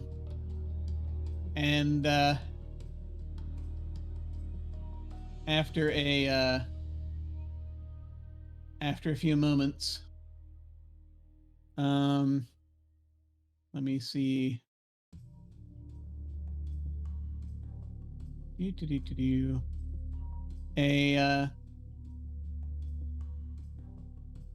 Yeah, I think that's what I'm looking for, isn't it? Sure, that's what I'm looking for. Door opens, and sort of a kind of a big guy answers, and sort of pulls the door open, and he's sort of standing there. He's like, how can I help you? Good evening, chap. I'm with name of paper that I should know but have forgotten. It's so easy. It's the Cobblestone Chronicler. Cobblestone Chronicler, that's right. I didn't say it 10 times. Well, that name tonight, Lonnie. Oh my god. I am shocked. I was waiting for it to be like Cobblestone Chronicler, but No, you went straight through it the did first it. time. Yeah. But it's so easy. Come on, I made it like not a tongue twister at all. Definitely. So yeah, I'm with the Cobblestone Chronicler. Our esteemed reporter, Esther Hadley, is seeing the show tonight, and she wanted to see if she could arrange for a few private moments with the magician afterwards, or what have you, to get some sort of interview for the Chronicler. Let's see, you've given them a reason, told them what you want to do. Manipulate someone. All right. Somewhat legit reason too. Yeah. Yeah. Just gotta Find out. nudge him in the right direction. You roll plus charm. Give it a push. Oh. I didn't realize that you were gonna like use me as the thing, and now I feel bad for not going with you. I didn't realize that you were gonna like, oh yeah, like I'm advocating for. Oh. Oh, not Excellent. good. So Not good at all. I thought I was having a bad night. That's a Mm. 4, says- ladies and gentlemen. Professor Flood ain't talking to press. All right. Fair enough. And listen, mate, you got to smoke? I'm fresh out. And he just sort of narrows his eyes, and will slowly reach into a pocket, and he'll pull out a cigarette. He says, yeah, get out of here. And he says, handing it in your direction. Cool. I will take the cigarette, sort of twirl it in its fingers like he does. And then as the door is starting to close, just lean over to the invisible next to him and say, Bose, go see what you can find out, will you? You sense that Bose has left your presence. Great. Good job. And I'll that we I'll have a head... ghost spy that can only be seen by one person. Yeah. Great. It's gonna work out super well. We love There's zero flaws in this plan. Right. None. Zero None. flaws. So yeah, I'm gonna head back around to the front. Okay. I'd like to switch quickly over to Morrigan's perspective for a moment. Oh, that's gonna go bad. It's gonna go horribly. As you're sort of in the back alley, the sort of a T off of behind there. Mm-hmm. And you see it turns again, and there is a I need to see what sort of business would this be. Doesn't really matter too much. There is at the end of this, it's going to come to a dead end, at the end of which you see an incinerator. And you see what looks like, it's this sort of it's in the wall. It's embedded in the wall next to a door.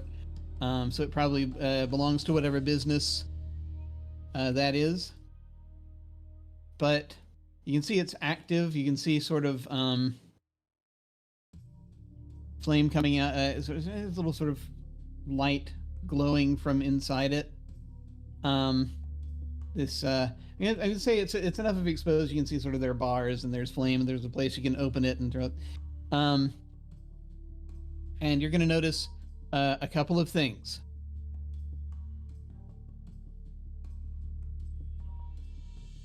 The first thing you're going to notice is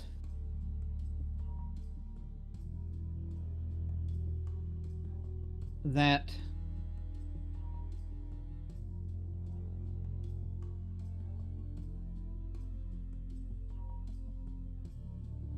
it has sort of nearby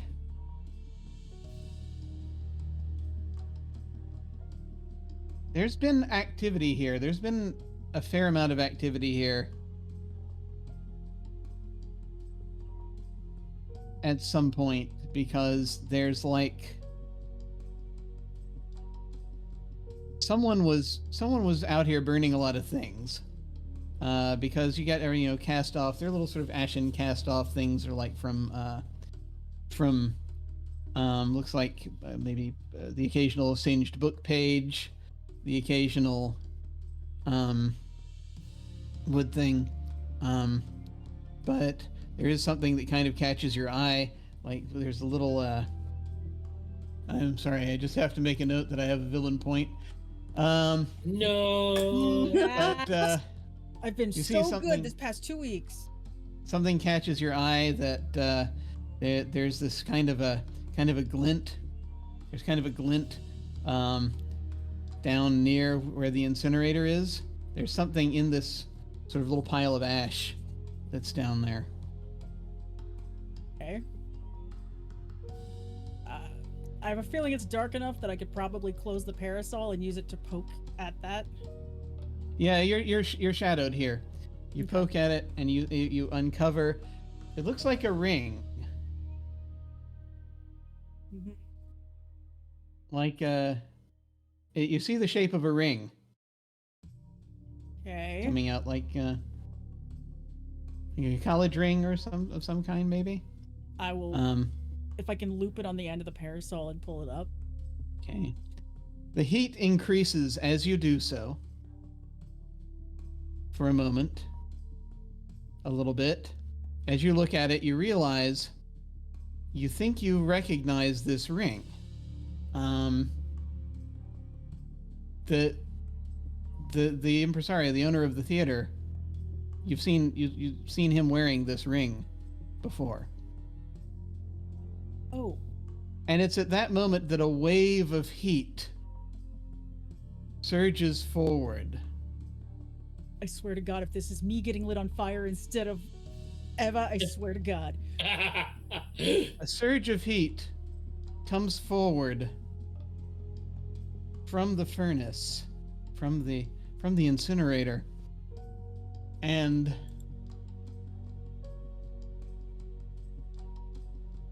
I think what we're going to need you to do God. is to act under pressure to attempt to avoid this thing that is happening.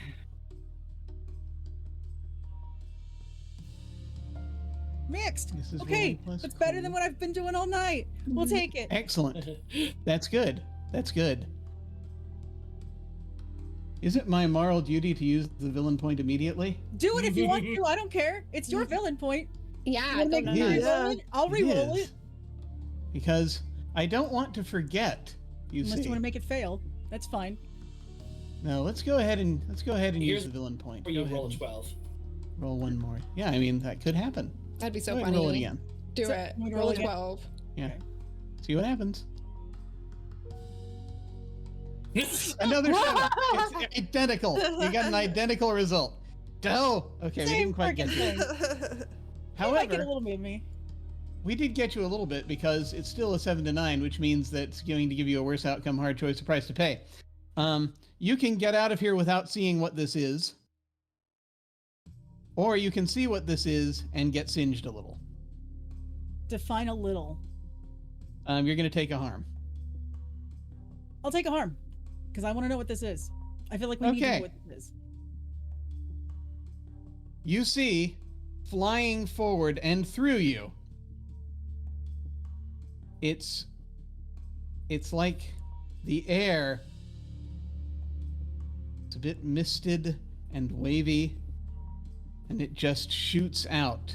It is humanoid in shape, roughly, and it screams through you. You hear this. Yeah. I don't know if you can hear that. Did everyone no, hear I that? can imagine. No. No, Yeah. but I can Discord. All imagine. right, no Discord. It's this low, almost this voiceless screech Mhm. as it rockets through you and singes you, burns your skin. And I think that is where we're going to go to break. If we would Oh be my good with God. that. Yeah. We will see you folks shortly.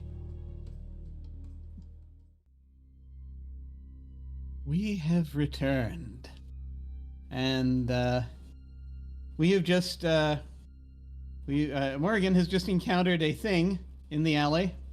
After picking up a ring belonging to someone that she knew passingly, who was the manager of the Spike Theater, until he went missing a few days ago. Used to know where he's at. Yeah. Sure I do. mean, by now he's in many places, but at least you got that. So basically, yeah, went missing about 5 days ago, or so. And yeah, I'm gonna say that there's a moment, Blake, as you're by the back door, that you feel like a wave of heat pass you. Feels a little weird, but then it's gone. And we're getting closer to the doors opening. The doors will open soon. What are we doing? I go back to the group. Do I with the walk ring in by? hand. Do I walk by Morgan on my way back from the stage door? Or do I You're walk gonna by see- Blake? Yeah. You will see each other in the alley. Okay. Morgan, you're right. You look a little overheated. Singed. But I'm fine. Right? So What happened?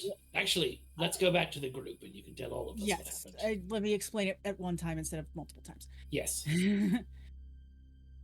And yeah, her like normally she has a top button and it's the nice collar, but like that area got singed and let go, so a little bit more open in the neck area.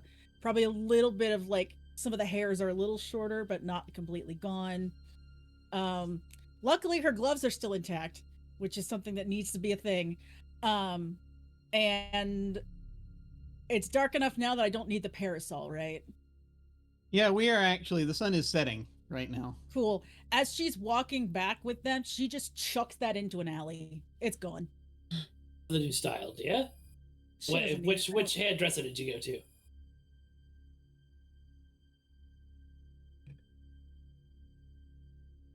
That's all she does. She doesn't reply. It's just slight fluster and just like, Don't eat me. If I was going to do that, I would have done it years ago. Promise. Anyway, so we're gonna go back to the group. Yes. Where's the group? You're still hanging around outside? Out the front, hanging around the front. Yeah, I think we're just waiting patiently for the doors to open. Okay. Do I know if Eva's like powers work with objects, or is it just she gets random premonitions? They're pretty random. Okay.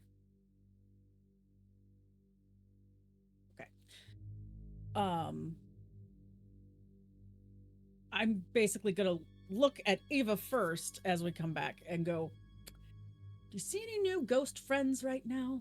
Out of curiosity. Ooh, I'm like just like quickly like shaking my head back and forth, looking around. Do I see any little ghosties hanging out with us? Excellent question. You are now hunting for ghost friends. So Using my let's sight. see. Oh, speaking of which, love, I sent Bose backstage. He told him to report into you if he had found anything interesting. Wonderful. Yeah, he has not returned yet.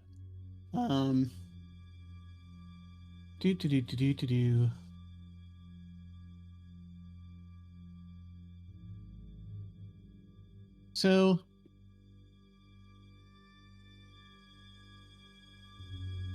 yeah, I think we're just gonna. Again, this is. See, there are a couple of different ways we could do this, actually, depending on how we want to bend the moves. I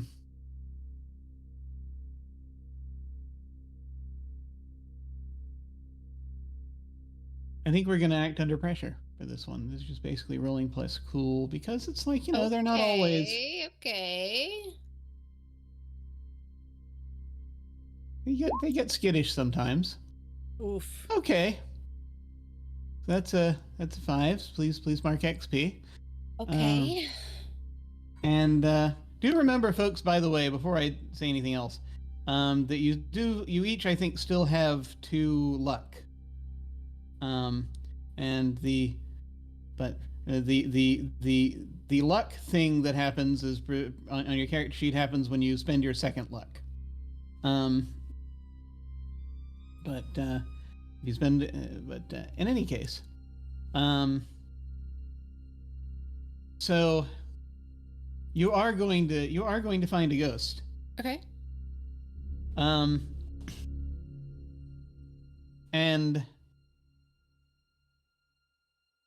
it's interesting because it took you a moment as you're sort of looking around to try to see if they're, so where you're looking for, who you're looking for here. And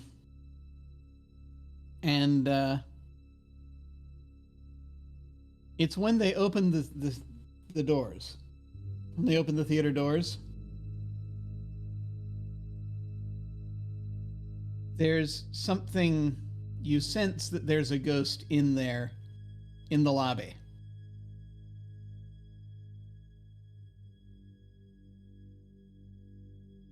I will turn to Morgan. Yes, one awaits us in the lobby. Hopefully it doesn't try and light you on fire like the one I just dealt with did. Oh, was it blue? The fire. Was it blue? No. No. Hmm.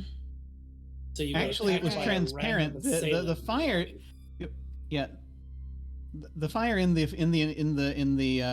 incinerator was, you know, the normal fire colors, orange and red and what have you. The thing that came out was transparent, Okay. sort of a haze. Fascinating. You were right, by the way. I made some jokes earlier, but you know, I know I'll- fire isn't your favorite. I'll be fine. Okay. It's not anything worse than I've already experienced in the past. It's fine. I Shall need we? to ask. I need to ask something before I describe this, because we have an ask first that I need to check in on. That might brush up against torture, possibly. How are we with people bound by chains? I In don't know why I said that possibly a my character painful voice, fashion.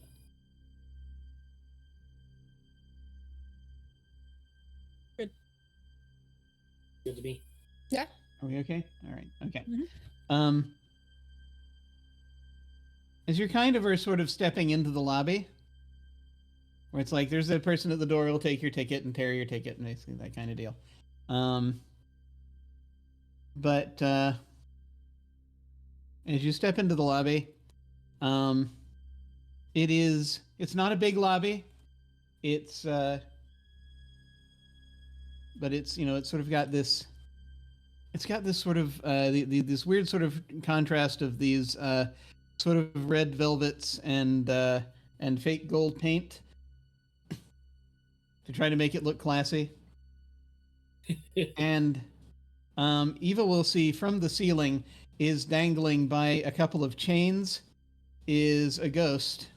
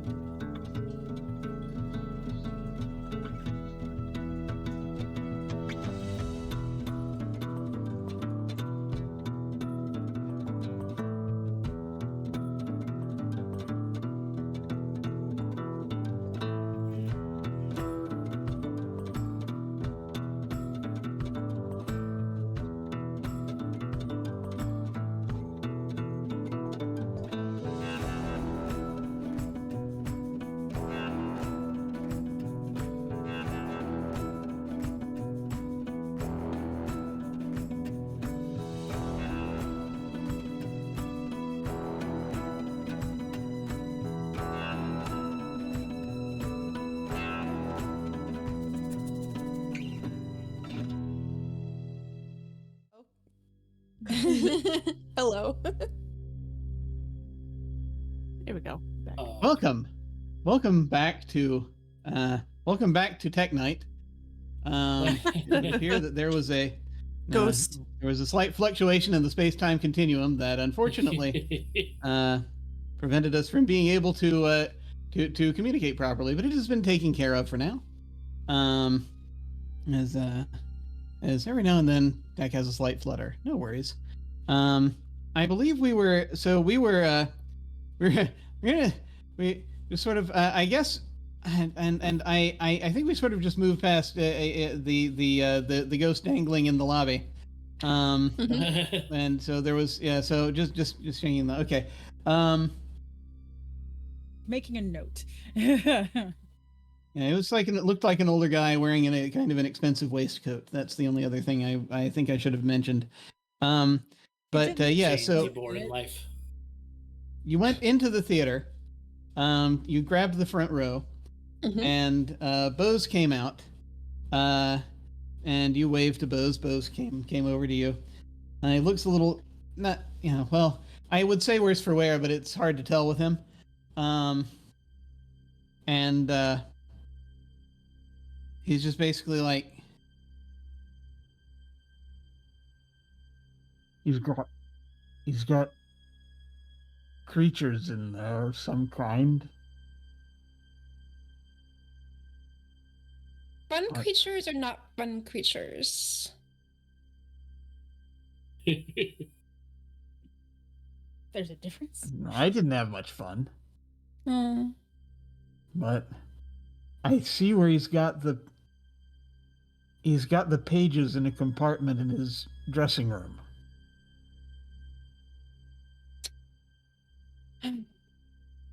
Okay, well, first of all, I just realized we forgot to buy you a ticket, so I'm very sorry. But second of all, I'm going to turn to the others and just relay what was told to me.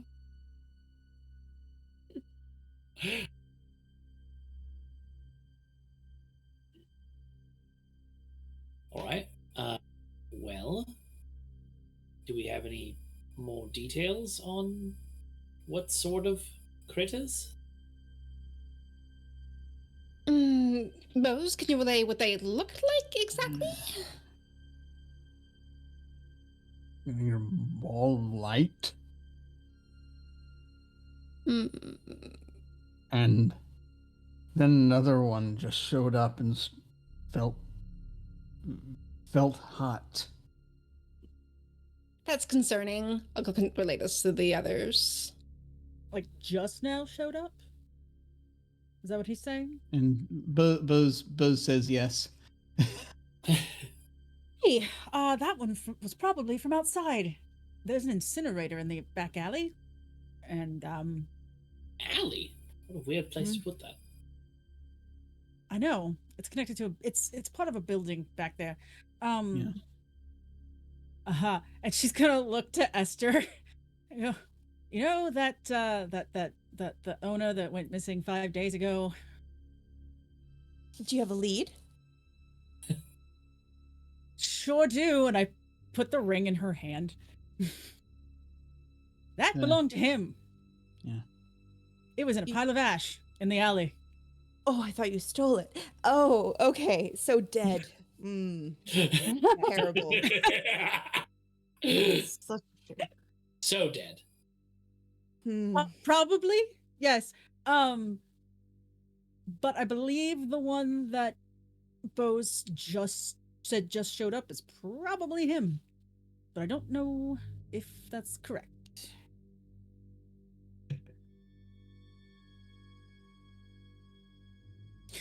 Well, maybe we could use that to our advantage. And we'll look at Eva.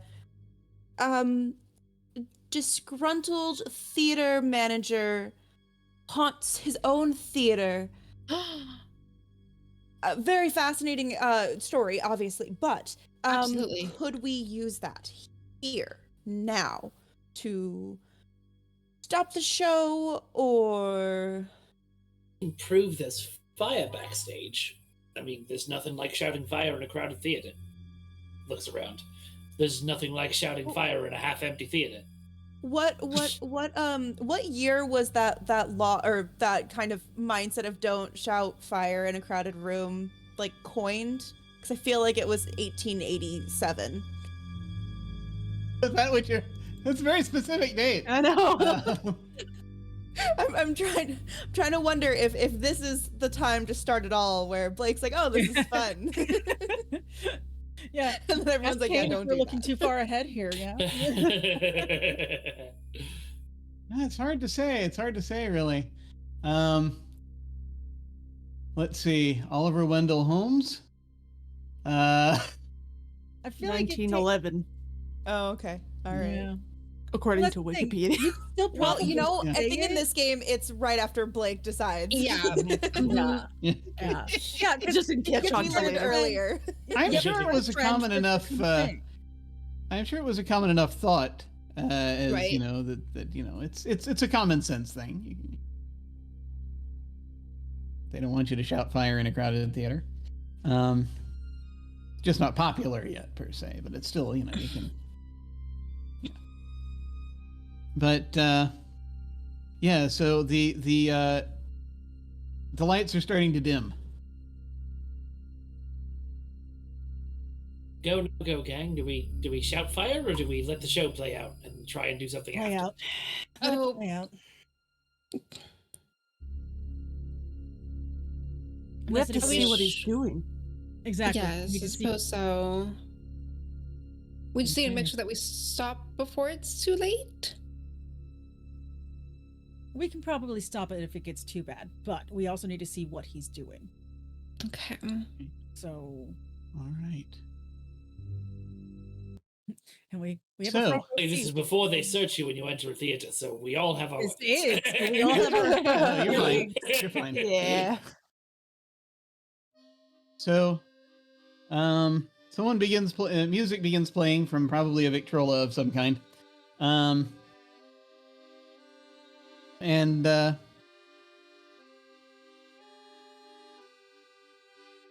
I'll be using You, the site to notice anything Yeah. not abnormal about this performance. well, this is where it gets interesting.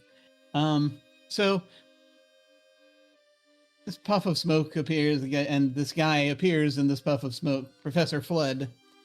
He's again wearing his sort of like a red velvet magician's outfit, wild hair, and but he has a kind of a calm demeanor, and he just sort of will tell folks that we will now look into your pasts and show you, if we look hard enough, to illuminate it. And basically has this thing where it's like steam rising up behind him and images playing on the steam. Now, this is a thing that can be done. Some of you may have seen this done before. The thing is, though, after a bit, some of the images start looking more realistic and they start moving. I will say that, Eva, as you have the site up,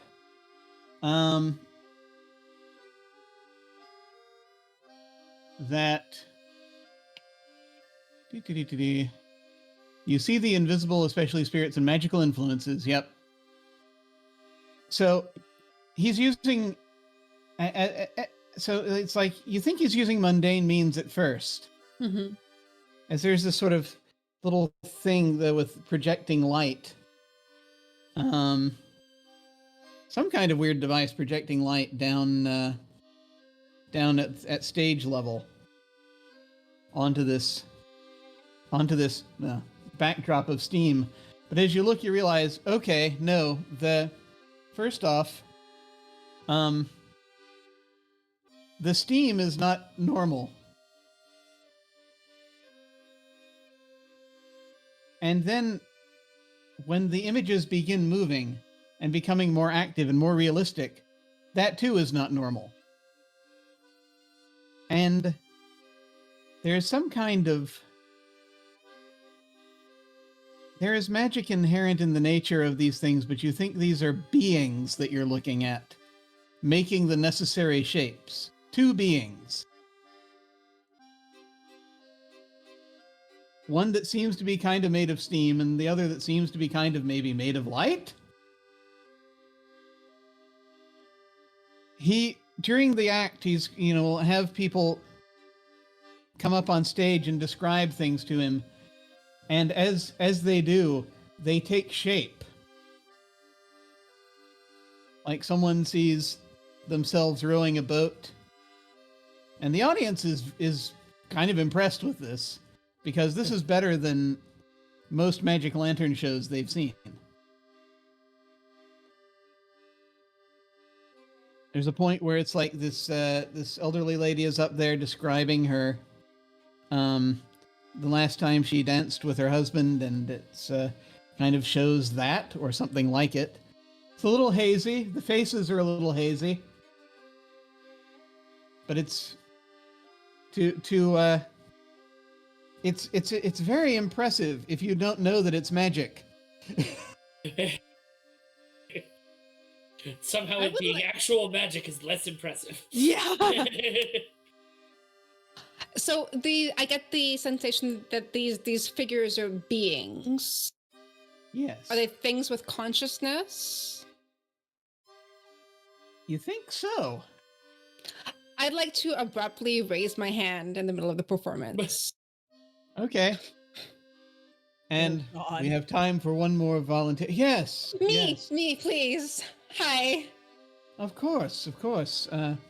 Feel free. Come up. Wonderful. Give her a I'm hand. just scurry my way onto the Hand, stage. folks. Smattering of applause. Really quickly, as she's going up on stage, I just realized we never checked to see if there were any, like, electrical lights in our general vicinity, did we? No, you did not. Nope, we didn't. Nope. Why would we? And we're so basically what I was thinking was maybe like the rest of the hall is dark right now, but at the very least the stage is probably well lit and we are first row. Yes. From what you can tell, yeah, there is lighting. We're all gonna die. There is electric lighting. You think for this? You think that the stage lighting is electric? You know this. You can tell. We sit front row. There were and I mean, those of you who have been in this neighborhood before, there are arc lights outside. On the street lamps.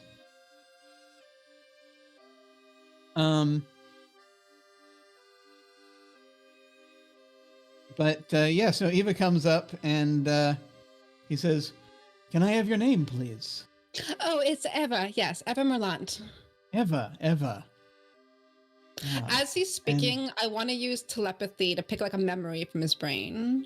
Like Oh, dear. Any random memory. Okay. I think you're gonna this isn't probably actually gonna be that tough. Especially if you're just looking for a random memory. Mm-hmm. Like preferably one that means something to him. Well, let's see. Think of one, but I don't think you're gonna. Yeah, it's he's thinking about his fiance's perfume. Mm. It's also sad. There's a bit of bittersweet thing to it. She's not around anymore.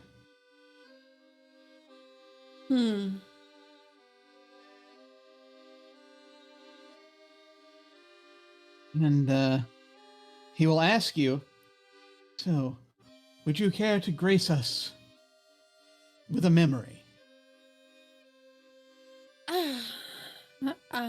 When I was a child, I grew up near some lavender fields and would often in the middle of summer go there to read. It was my favorite thing to do as a child. Ah, yes. As I say this, I want to telepathically talk to the beings and try to like persuade them to display a memory of his fiance putting on perfume. Oh, geez. Okay. All right. So Even with I was hoping that's psychological what we were doing. warfare. Yes. Yeah. So one of them is starting to show a lavender field, but I'm going to. So you're just basically. This is going to be manipulate someone. The immediate thought is from the light creature is what? Why? Oh, just do it. It's fun. Okay, go ahead Putting and, on a show. and manipulate This is someone. showbiz. So manipulate someone. Roll plus charm. Okay. 7. 7 and 9. They'll do it, but only if you do something for them right now to show that you mean it. If you ask too much, they'll tell you what, if anything, would take for them to do it. So I think they will. What do they see? What does this one want?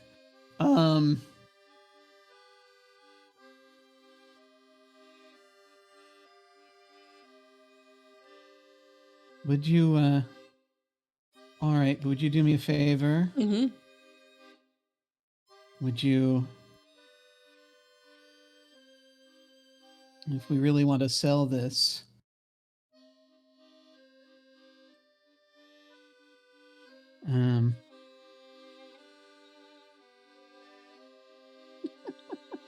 What do they want? I don't know if they want anything that. I mean, this is a minor. It would be fun thing. So I don't think they're going to ask you to do anything dangerous. Mm-hmm. They might.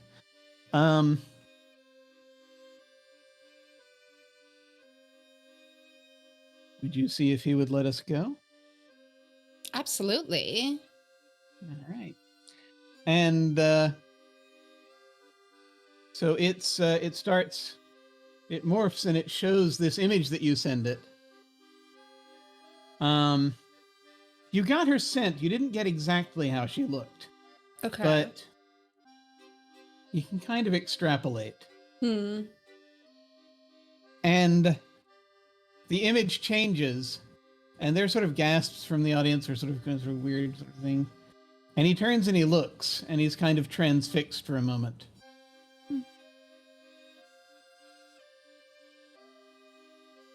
Oh, I don't think that was the image I told you about.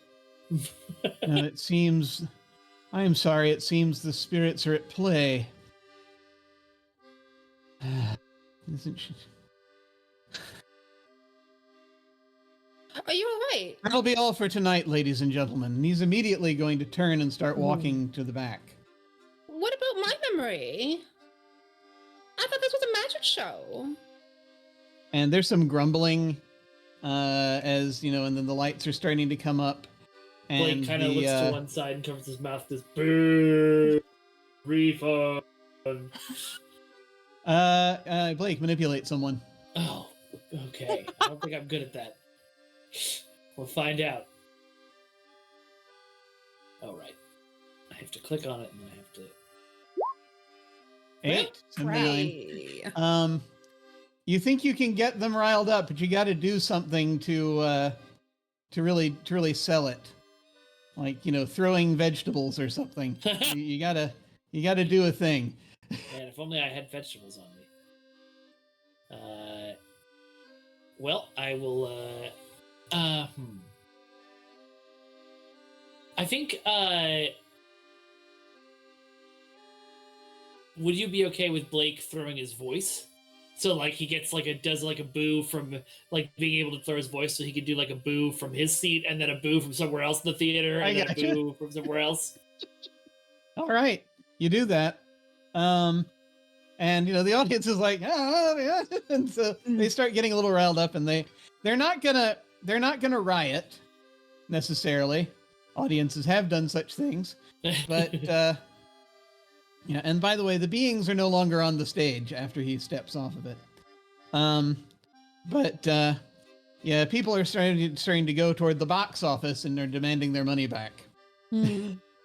It's okay that they're not rioting, because I'll just write a story and make sure that no one ever comes to see him again. Oh no. That's worse.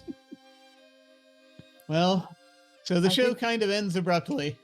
Is this a big enough distraction for us to get backstage? That's what I was. Yeah. I was gonna start motioning. Yeah. You've got a moment. Let's go. Let's He do sees it. Yep. All right. You head backstage. Mm-hmm. And so back there you see there's looks like you see him his door slamming shut, the dressing room slamming shut. And you see sort of there's this big sort of thuggish guy that Blake encountered earlier that is kind of just sort of now sort of shrugging and standing there with his arms crossed. Locking the dressing room door. Yeah, he's right in front of it. I'll turn to Esther.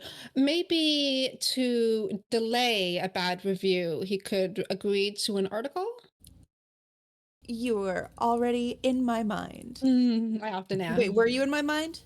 Not this time.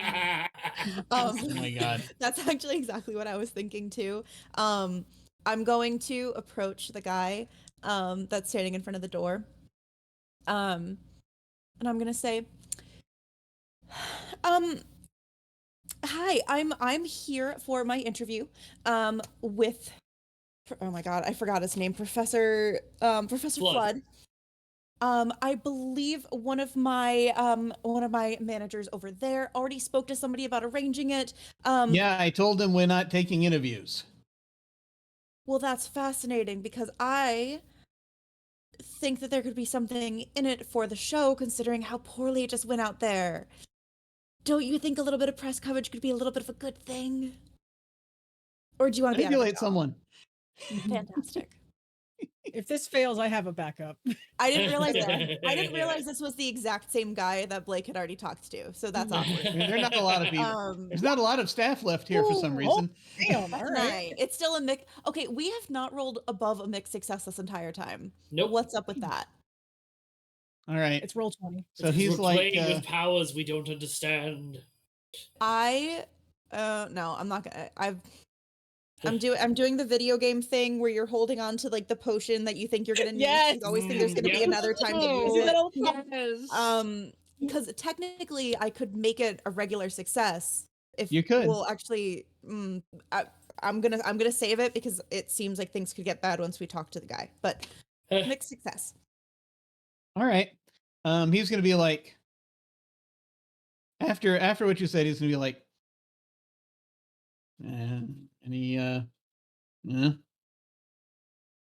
he's gonna he raises his hand and performs the universal gesture of anything in it for me.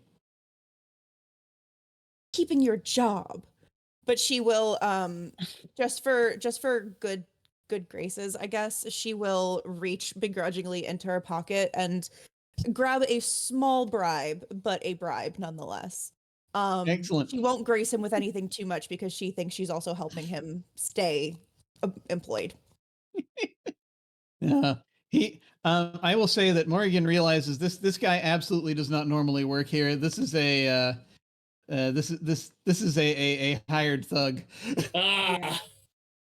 Yeah. And so he'll be like, Another thing Esther doesn't realize. And he'll take it, he'll pocket it, he'll knock on the door. Hey, Professor Flood, Professor. And you hear from behind. I'm busy. Some folks here to see you. I told you I'm busy. And he just sort of steps away and the door creaks open. And you see Professor Flood in his room, and he is quickly shoving he sees you, turns around quickly, shoves something into a drawer and closes it. I As he approach him turns right around. away with my arm outstretched as quickly as possible, trying to potentially see a glimpse of what he's trying to stow away, but also just going automatically in for the hi, Esther Hadley of the Cobblestone Cobbler, a chronicler. Okay. Cobblestone sounds delicious though. So close. Are not all cobblestones cobbled? Anyway. But what if it's a cobbler that's made on the? I don't know. Where the crust is made to look like Anyway. a cobblestone street. Oh, Yeah, I yeah, get there you. you I go. see where you're going. Anyway, Cobbler who cobbles cobbler upon cobblestone. Sorry, go ahead. I mean, do you not think that there's a cobbler on a street that's made out of cobblestone? So it's a Yeah, little it all makes confusing if I'm sense. trying to be a newspaper, but if I'm talking about shoes, it could be logical.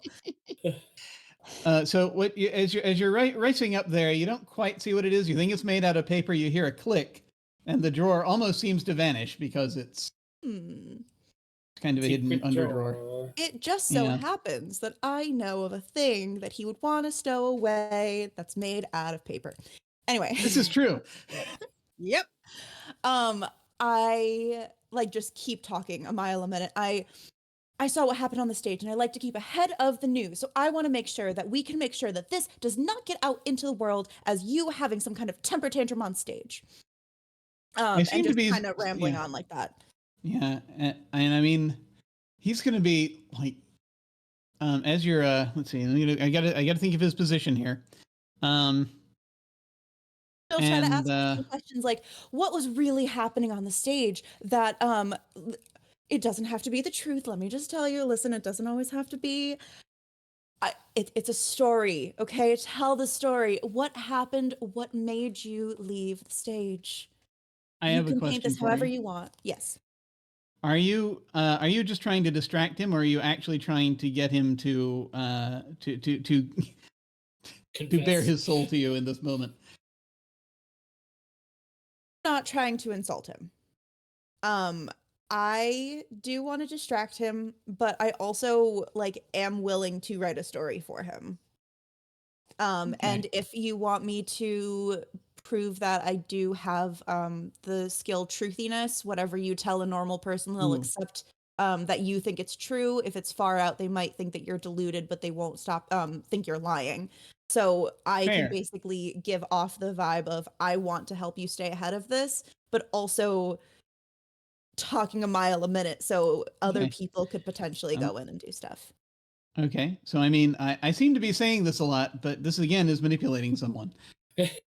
You know, it's fascinating. Usually I don't play a manipulative character, but apparently being in journalism, I am ooh, happens. Okay, no. Does this seem like a moment that would be good to have a hero point? Maybe. Yeah, because you guys y'all will probably want to do stuff while I'm chatting. Wait, can I help out Lonnie's character? Now helping out is a thing you can do, but it would not actually change the result of this roll because you would only grant them a +1. Oh yeah, that's true. Never mind. So the hero point, and you got a 5. So hero point, so I can re-roll. You could do that. Yeah, I mean, it's you got it last session, and it's just been sitting there lonely. I have to finally give it its moment to shine. Hopefully, Kirk would be so proud. 9. Yes. Okay. That's better. Okay. I will say, by the way, here, if you wanted to help out now, it could make a difference. Okay. Yeah. Silas is going to try to help out. What do you want to do? Let's see. I think he wants to kind of step right beside Esther. Is it Esther? It's Esther. Esther, cool. I got it. Right beside Esther. Kind of like place a hand on one of her shoulders and be like, she's helped me out before. I was in trouble. My church was having some issues with publicity, and she wrote a story that just turned everything around. Now I have super devoted people that come and help out at my church every day, trusting me when I say that it will just one word from her and it'll do you a whole lot of good. Okay. Go ahead and you please help out. Roll + cool. How do I do that? So help out and then cool or what? So you could, if you want, you could just you could open the Hunter Moves reference and click on the die next to help out, or you could just go down to cool and click on the die next to cool. Well, I have a -1. Oh, help out with cool. Okay, submit. input value? That's you don't have any modifiers to this that I'm aware of. So, Okay. 0. Yeah. Click and drag to roll dice. Excellent. You get XP. Cool.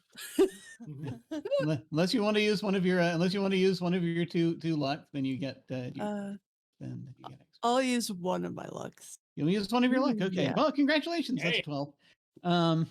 And so that means that that gives Lonnie a +1 to her roll, and so that means that on a 10+, they'll do it for the reason you gave them, and it doesn't seem like too much. He still seems to be thinking, okay, this is a nosy reporter. So he's like, right, just slow down. I'll talk if you insist. Fantastic. What do you? I'm doing this for you, you know. Now, what is it that anything can happen on a stage, especially as a magician. What is it that you truly thought was happening that made you want to leave? I have a question. As you're asking him these questions, are you trying to get him away from where he is in the dressing room? Okay. Absolutely, I am. I'm trying to make it a very discreet interview because okay, my so entourage... he'll steer you away to kind of the corner of the dressing room where he's, you've got him sort of just focused on you right now. Mm-hmm. And you are asking him questions, and he's giving you bullshit answers. Fantastic. And Can Silas what's everyone block else doing? You from like the dresser? You certainly can. So Silas is going to stand like directly kind of blocking dude's view from the dresser. All right. What's everyone else doing? Is anyone particularly skilled at doing something stealthily or sneakily, or I'm not necessarily. Unfortunately. Well, I have a 1 in cool. I assume that's cool to do that. You're cooler than I am. Be stealthy? Is it cool? So Because this would just be acting under pressure if you don't have a regular move for it. Acting under pressure? What would be under pressure? That would be cool. So that is cool. That is cool. Yeah. Yeah. All right. Sure. I will attempt to slither behind this lovely block and see if I can jimmy the door or the drawer. Okay. That'd be a 5. We do have another hero point from Cass. I also could spend. No, I already used it. Did you use that one? Yeah. Yeah. Okay. I'm gonna use one of my lucks and make that 12. All right, that's a 12. So you do not mark XP, and so that means that you're able to stealthily get the drawer open. Inside, there's a wad of papers,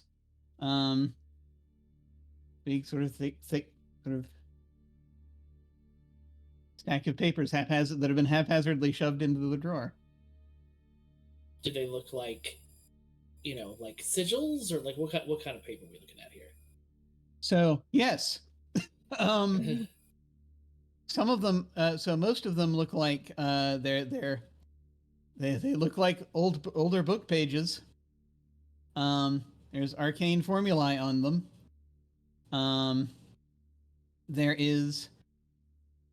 Looks like there are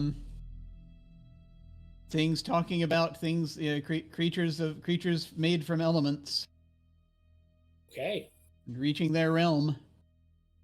There's also a couple of diagrams and stuff that look more recent. They don't look like they are.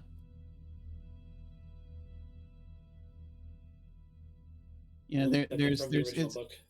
Not from the original book, no, but it's like some scribblings of some things. Would it be a separate roll to slide those papers out of the box and into my jacket? No, you're good. All right, so then I'm gonna rob this man blind. All right, you then sort of quietly slide the drawer closed. You coming have back the into papers. Cool. We have as a team who's worked together repeatedly, we have a shorthand of signals for each other. So I'm going to do the signal for "I got the thing."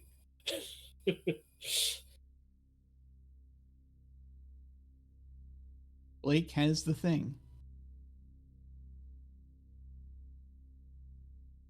I I guess think we can- Silas will see that shorthand and kind of give a tap to the back of Lonnie's back.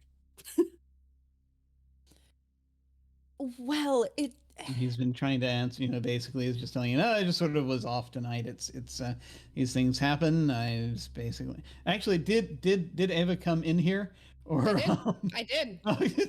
and Let's take a distraction. so he'll just be, and he's calmed down a bit, and he says, I apologize. Sometimes the wrong thoughts and images bleed through, and so that's just something that happens occasionally. Right, I'm sure magic is such a fickle thing. It tends to, yes. Especially when you don't know how to use it well. Oh, He says, well, I'm sure we're all learning. And we all have to figure things out sometimes. Even if you're experienced, things can go wrong. Is there anything else I can help you folks with? not that I can think of.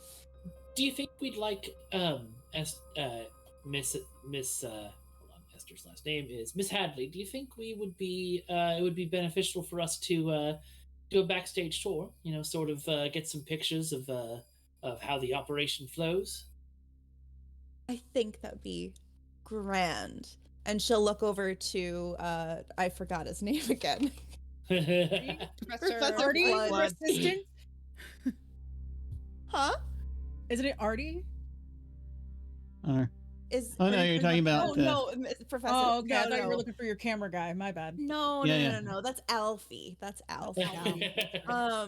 Even I forgot will his name. look over at him while I'm already kind of like, again, doing the very annoying like snapping of the fingers to try to get Alfie's attention, so he can start getting his camera ready, because I'm Yeah. not taking no for an It's like- answer. I'm kind of just like, yes, that's Yeah. the next part of the whole thing, He's like, fine, yes, no, absolutely fine.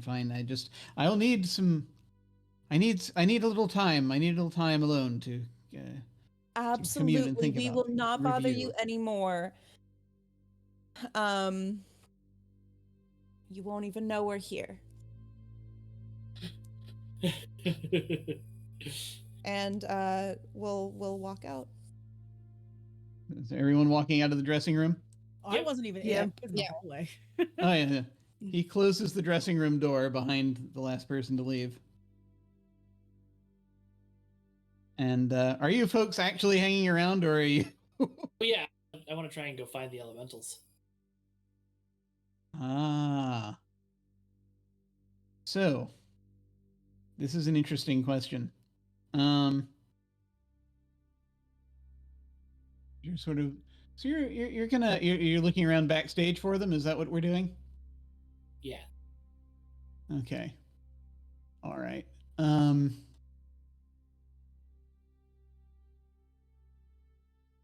You have a very short amount of time, probably, before this guy discovers that the papers are gone. So I think we're just going to call this also act under pressure. This is, again, rolling Okay. plus cool. Alrighty.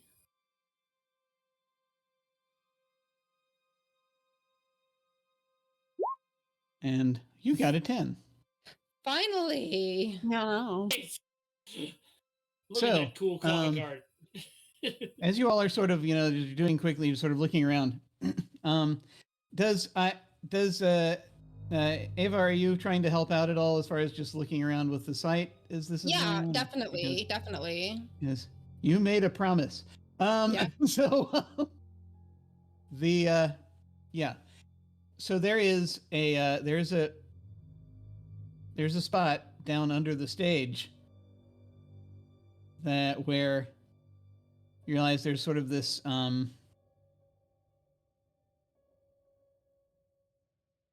there's this chest that you can realize there's magic in there. Maybe okay, quickly we got to get this open before he notices anything's gone. You open the chest, and there are two items down here. Inside the chest, there is a lantern and a censer. CENSER, of the kind that one swings around. And lights and swings around. To have mist come out of it. And you can tell these are magically charged things. You think these are the receptacles currently for these beings. Or they're being used as receptacles for these beings. Would I know how to set them free? Well, yeah, you've done stuff. There's sort of things close to banishings and things. It would probably help if you had a look at the pages. But someone has the pages right now in your party, so it's happy to hand them over. Probably could. Yeah, I mean, you could. For the Yes. time being, I mean, you could, if you don't want to do the whole ritual here, you can grab the things and go. Yeah, if I can. If I mean, they're easy not to nailed grab. down. Great, perfect. Yeah, I'll definitely grab them. Jen, how far away is my place from here? Interesting. What part of town do you stay in? Don't think I assigned one. It would, but honestly, she'd be staying in the same place where Ralph has had her for like the whole time. She basically took his house when he left. Oh, okay. How expensive a house did he have?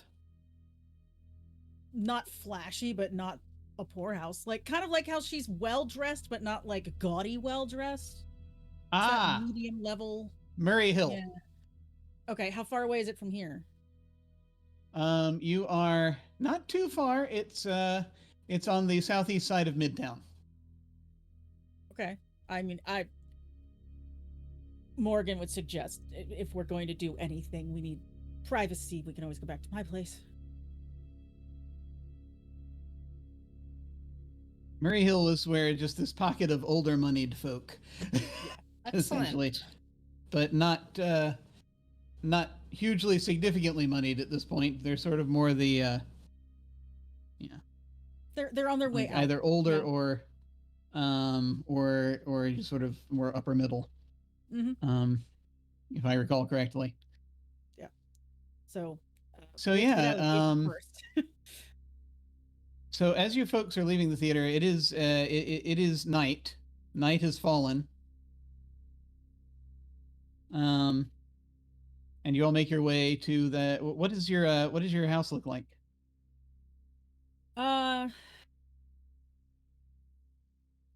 Probably in like a dark, like hunter green, with like black wrought iron if there's any kind of metal outside, like a small fence or whatever.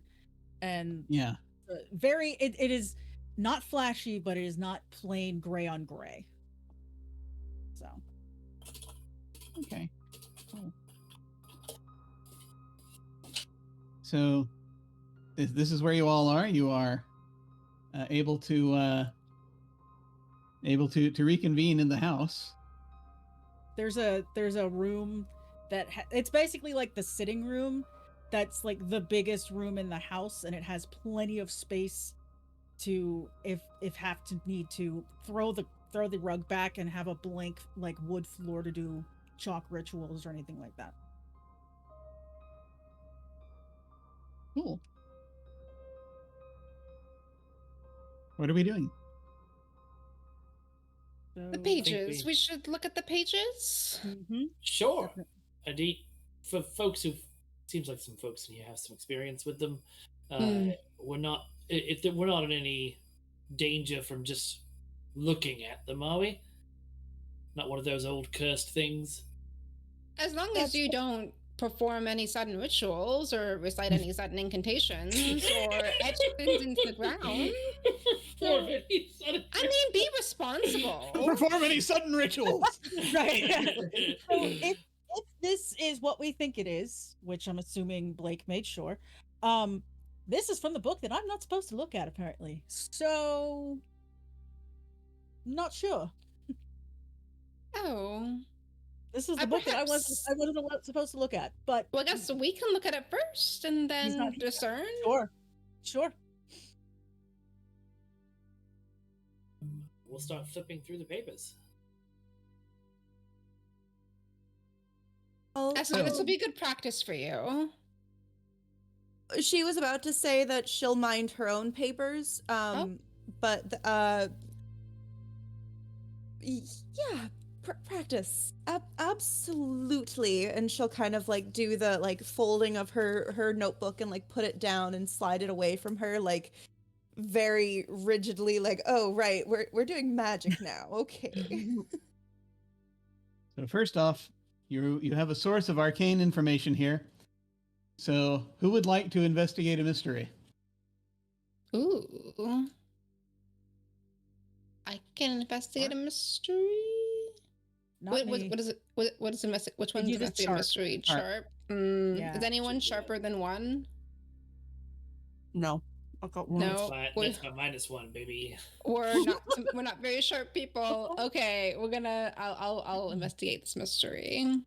I made sure to make sure my character wasn't sharp because she literally didn't understand that there were demons and angels and vampires. So I got a 10. All right. So that means that as you have new information here, you have you hold 2. You can ask 2 of these questions, and we can answer them. Which we can bend them in additional directions if we need to, depending on what we're doing here. Given what we have in mind, this is about the thing that is going on. Morgan's gonna take up guard at like to watch the front door from this room, just in case. Just pointing that out. I'm going to say that before you ask the question, I will say you will be able to figure out from these pages how to send these things back to somewhere else, or to Once they came. No, you'll be able to use it to these. You can use these pages to use magic to try to either send them back or uncouple them from their vessels, or do any number of things. Cool. I also have a move that banishes creatures that I could probably. Yeah, so you could do that. I don't want to I don't want to like. Nice way, and then if that doesn't work, then you can do it the hard way. It's yes. Yeah. So that's going to be a given. So you don't necessarily have to waste any questions on that. But this is going to give you more information about the mystery overall.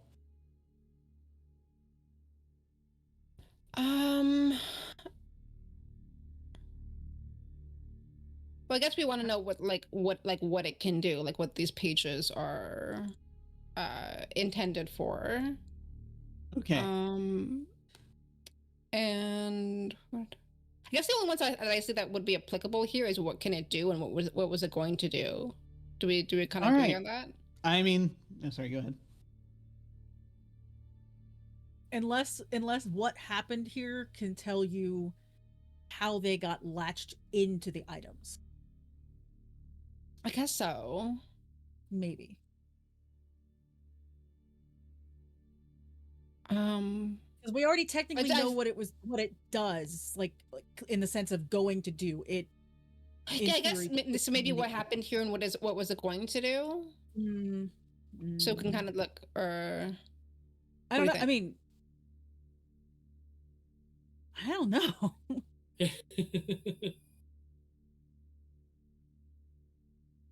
Because I guess what we're trying to discern is the intentions of these pages and what they're capable of. You know what? Let's just go with the original 2 you said. That's fine. Okay. I'm thinking way too far down the line for what these pages would give. That's on me. What can it do, and what was it going to do? Okay.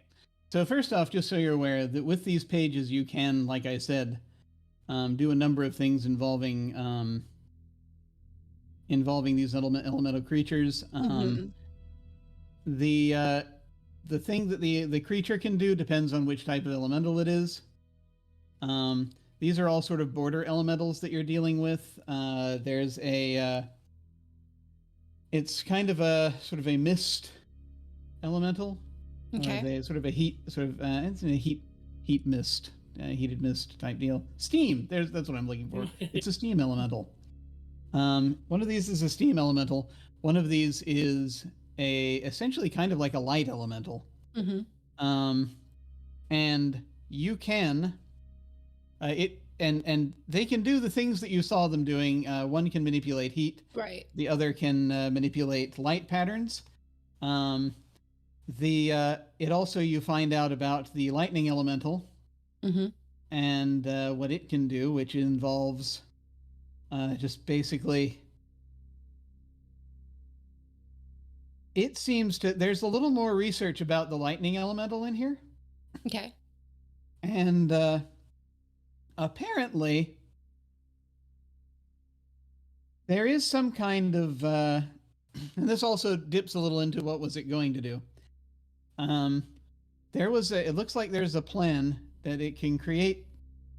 There's some sort of greater ritual that it can do if it has enough power, enough juice, that it has to build up ritualistically over 9 days. Okay. For it to be able to take on a greater power source.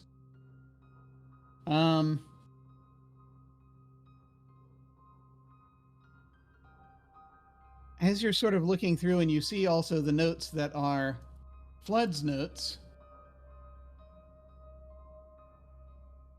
it is becoming clear that the steam elemental, the steam elemental and the light elemental were there as to help his act, but it looks as though the lightning elemental is there to cause destruction because he seems to have some kind of,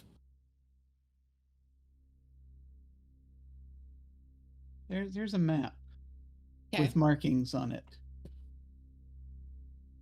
and apparently a necessary arc to involves, you think that it's like, it's semi-arcane, semi-technical, this thing you're looking at. Okay. To break someone or to break their hold. And I'm going to make a new version of the map. I'm going to show it to the folks in Roll20, so that you might look upon it.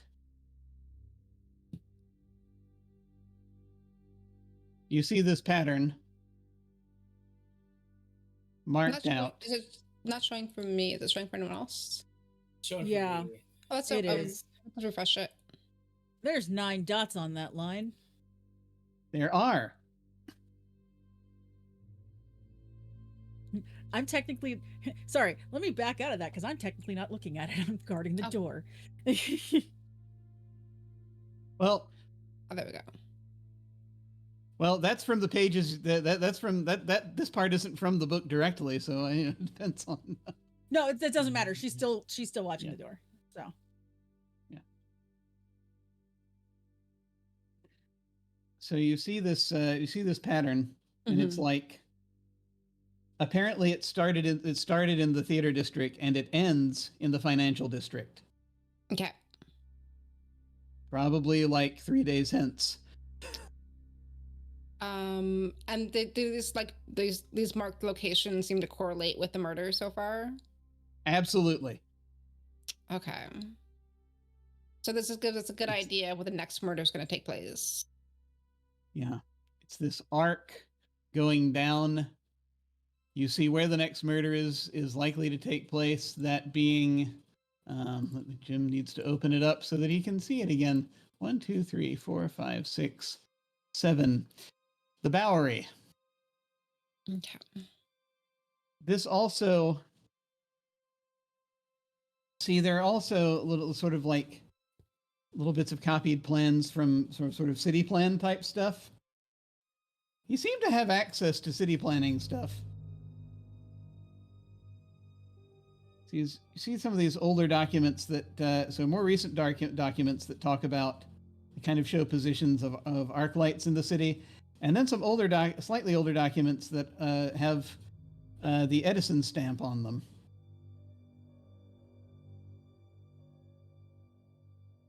From what you can piece together, it looks like his ultimate target, whenever this ritual completes, is the Edison Illuminating Company in the financial district on Pearl Street. Got it. Some sort of major thing is supposed to happen if the lightning elemental reaches there gets its last victim. So I remember at the start of this, we were at 5 victims. Does the theater manager count as the 6th by any chance? Based on the map that you're looking at, yes. Or he was probably the first victim because it was 5 days ago. And the 6th victim turned up this morning. Right. So we're on the 7th night with the 7th victim. We should probably head to the 7th location. Have to stop it before the 9th day. Seems like a good plan. But if we've got the creatures, metaphorically in a box, Yes. can he even use them to kill people anymore? You only have 2. Remember, Yes. the light and the smoke one are Yeah. Right. so. Yeah. The Right, lightning one, right. the one who's murdering, we don't have the object that he's tied to. Yep. So, all right. It could still happen.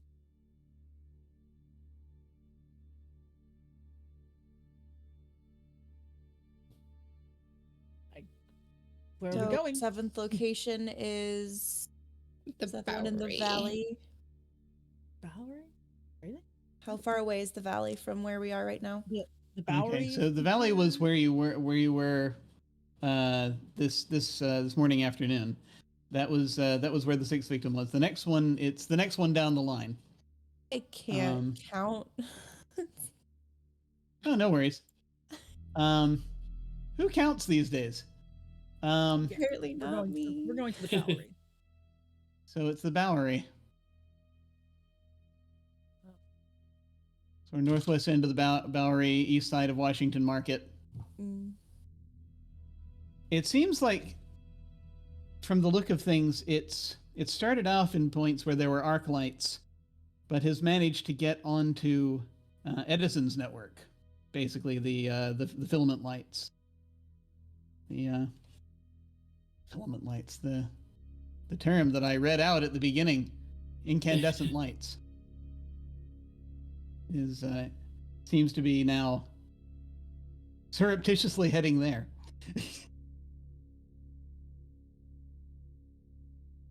Oh.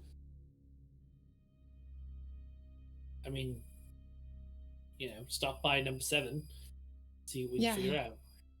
All right. If we leave the objects here, he should not be able to use the other spirits to smoke and mirrors us out, so to speak. So leave them here, and we'll only have to deal with the one. Yes. I will say, is there any way to leave them and have them be guarded?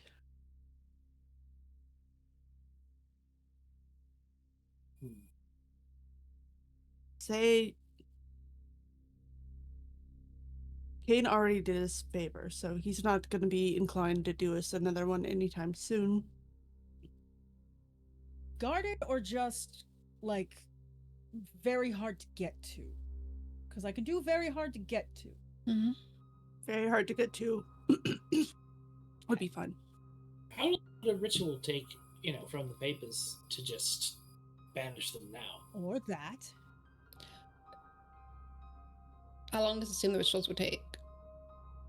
So I'm going to say, looking over the papers, a couple of things are going to be noticed. If you just want to banish these creatures, it will not probably take too long. especially if they do not resist. Doing that to the lightning elemental might be another matter because you don't know what its motives are. It might, it might, It might want to cause havoc. It's it fun. might resist. Yeah. But these two are From the willing. papers, from what you can tell,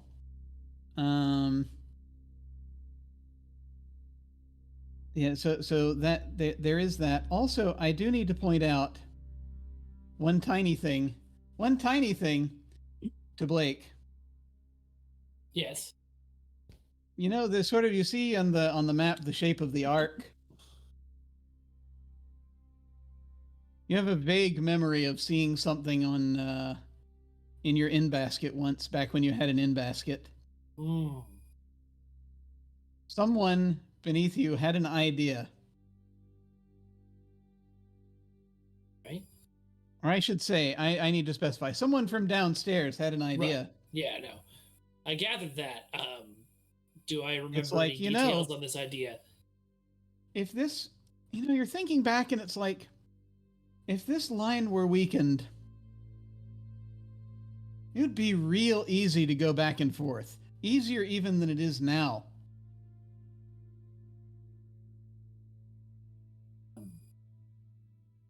So, folks, they might be attempting to make it easier for downstairs and I guess upstairs to come back and forth to Earth with this particular ritual, which I don't think is our magician's goal, but it's very likely he's being played as a patsy. He didn't seem very bright. Well, that just won't do. Yeah, it seems like a bad idea. I mean, I'd love more angels around. Definitely, that's a thing I'm for. But you know, the other way seems bad. Yeah. Silas, is this something that Kane would do? Since still choking on the talkie.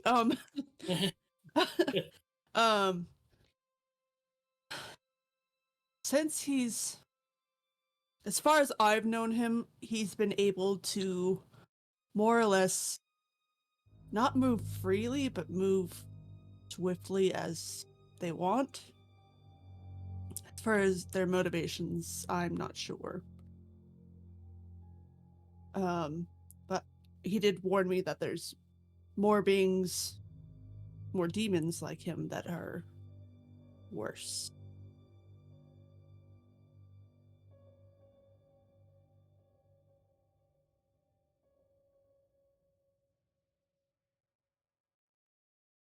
I can say within my my personal research, there's definitely some bigger bads who would use this to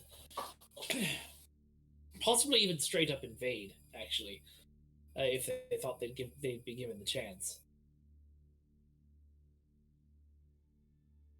So, question still stands slightly. How long would it take for us to banish both of these that are willing?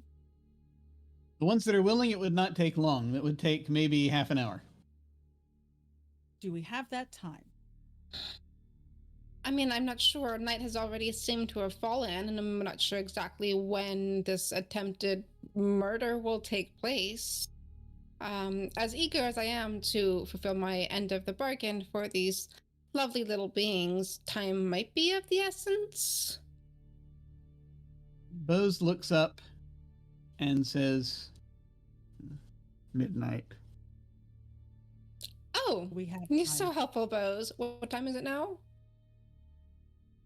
It's probably closer to, it's like 9-ish. We have time. Oh, we have plenty of time. Okay. All right. Morgan's gonna go across the room. She's going to grab that, like I said earlier, she's going to grab the edge of the very nice large rug, and basically with one hand, which to Esther is going to look really fucking weird, one hand just chucks it off the floor in one fell swoop, and opens up a blank space that probably has a little bit of residue from other things on it, but it's fine. It's still a valid canvas to do whatever needs to be done. So who's good with rituals? Oh, I mean, I do enjoy them myself. Have you done them? On occasion. Out of character, what's your weird score? 2. Let me double check. Mine's No. 3. Oh, you're built for way the weirder than I supernatural. am. Yeah. That's why she makes the comment. All right. I know I'm not technically supposed to look at the pages, but this is to fix that. And she motions to the two items. Exactly. So- And the pages seem harmless, really. Everything That's seems what they harmless say. until you play with it. Hmm. Fine. And she pulls out what looks like an ornate box, sets it on the table, and opens it, and there's like candles, chalk, rope, salt, all of the regular ritual items that you would have for things like this. So Good salt. Um, Oh, I can't afford that stuff. you can always let me know when you need some. Well, Esther So- is not taking any notes at all and is actually like sitting probably like crisscross applesauce, like in a long skirt, like trying to like make sure she's covering everything, and just like so fascinated and just like, I never thought I'd see like she was writing stories about like demons being behind the like industrial boom and like everything like starting to turn all like smoky and everything like that. So the fact that she's just like actually witnessing things instead of making like wild claims. Okay. Yeah, so just to make it easier for her to move around, she takes off her top, like the top coat of her outfit, so she's got basically like the sleeves and like a undervest.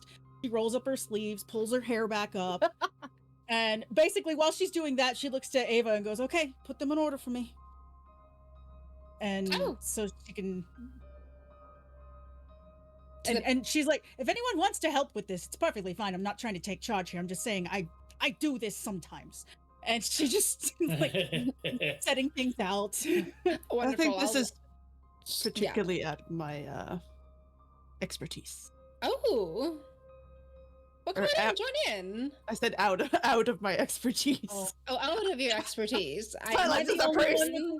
He's Am got I a the weird only score one of who 0. reads? Consider this a learning opportunity. Broadening your horizons is very helpful in relationships. I'm the He's only one gonna with the get in weird trouble with affinity. Kane. All right, let's do this shit. Yes. Kane's gonna be like, "You did what?"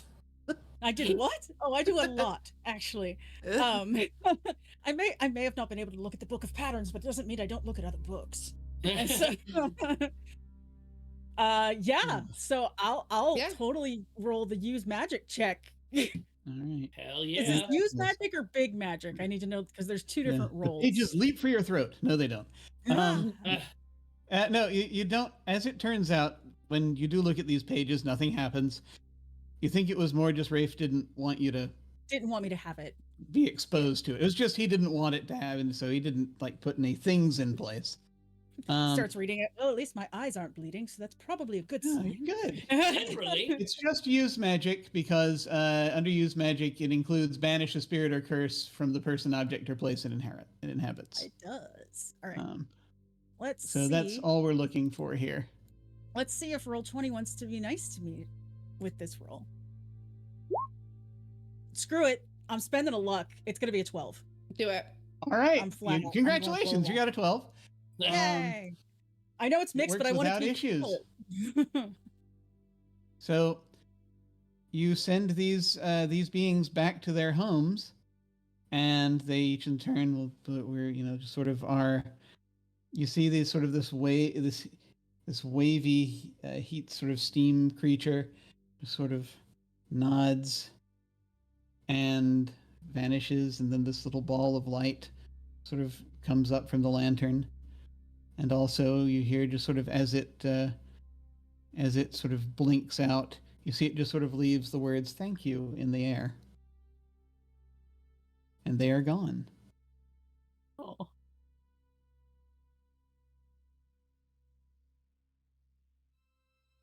satisfying.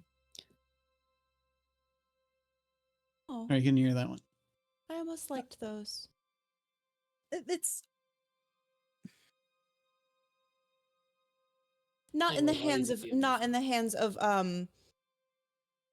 Professor what's his face, but Right. I think they made beautiful memories come to life.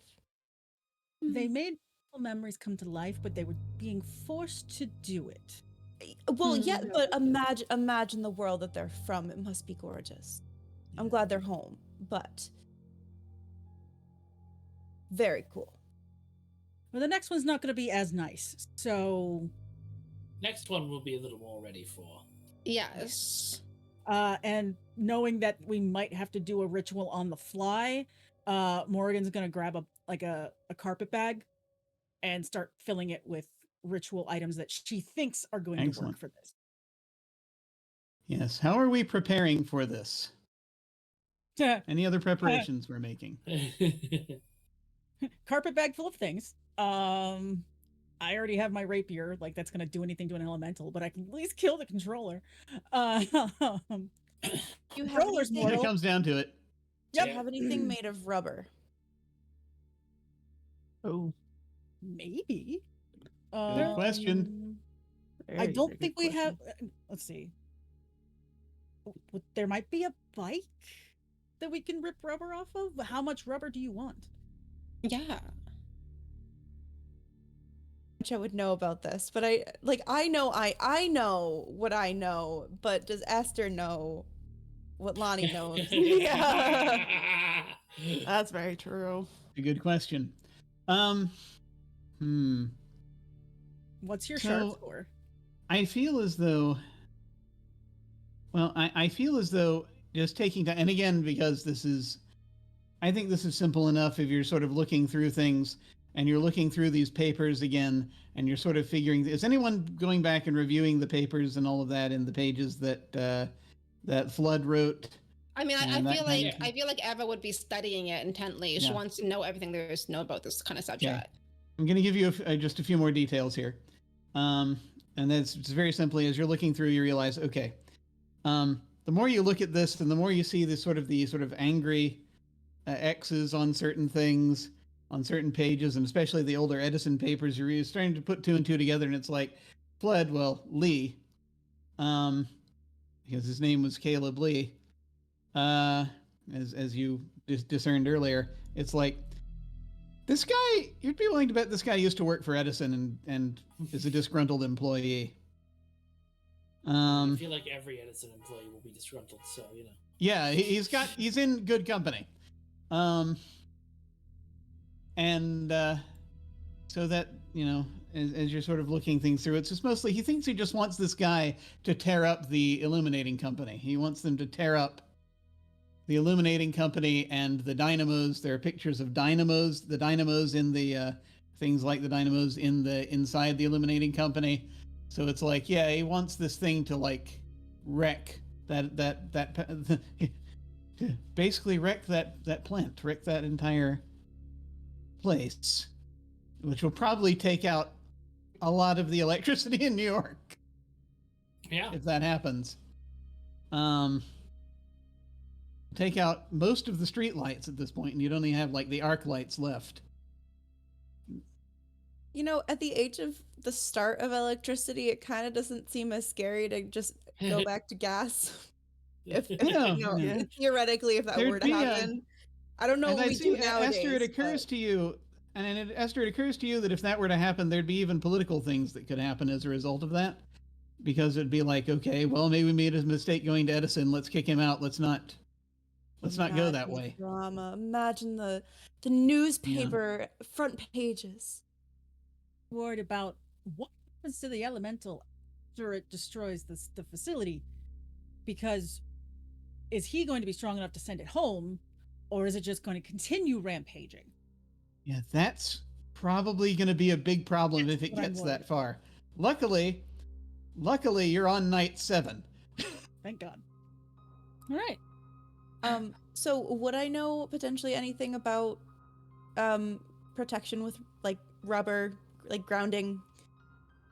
Right. Or is Now that that we're something back to that. Sorry, it took me a sec. I had to take a journey to get there. That's okay. I just want to make sure if that's Yes. like something that, like if if 'Cause the Edison papers was like, have that in hey, them. don't touch those unless, like, because there's obviously people working on them now. So I'm assuming they might have gotten some knowledge Yeah, out. safe but, handling like, of dynamos. yeah. I'm going to say safe handling of dynamo. And again, I don't know if this is purely historical, but we're in a an alternate reality in which even some steampunk things are possible. So, safe handling of dynamos includes apparently shoes with rubber underneath them. Cobbler would come in very handy. Cobbler would Maybe a absolutely come in cobblestone handy cobbler. here. If only I worked for the cobblestone cobbler instead of the chronicler. What would shoes commonly be made out of in this time period? I know that's like a really like Wood. It's a specific very answer. specific question, but Is it possible that like there would be shoes that have like the kind of grips on the bottom of them kind of made out of that sort of material? so they're not mass produced yet, but they do exist. Probably again for specialty purposes. So they probably have them at the illuminating company and other places where you would keep things like dynamos, things of that nature. So they probably have some there. I'm hearing bike wheel, ripped apart bike wheel. Ripped apart bike wheel in a pinch could do. Because day 7 shouldn't turn into day 8 at this point, I think. So going all the way down to the electrical company and then coming back up. So only one more victim. Yeah, we go through the thought process and eventually you get to the point where you're like, bike wheel. I'm like, hold on. And she wanders out of the room.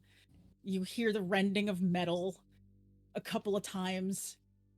And then she walks back in with both wheel rubbers and just sets them on the table.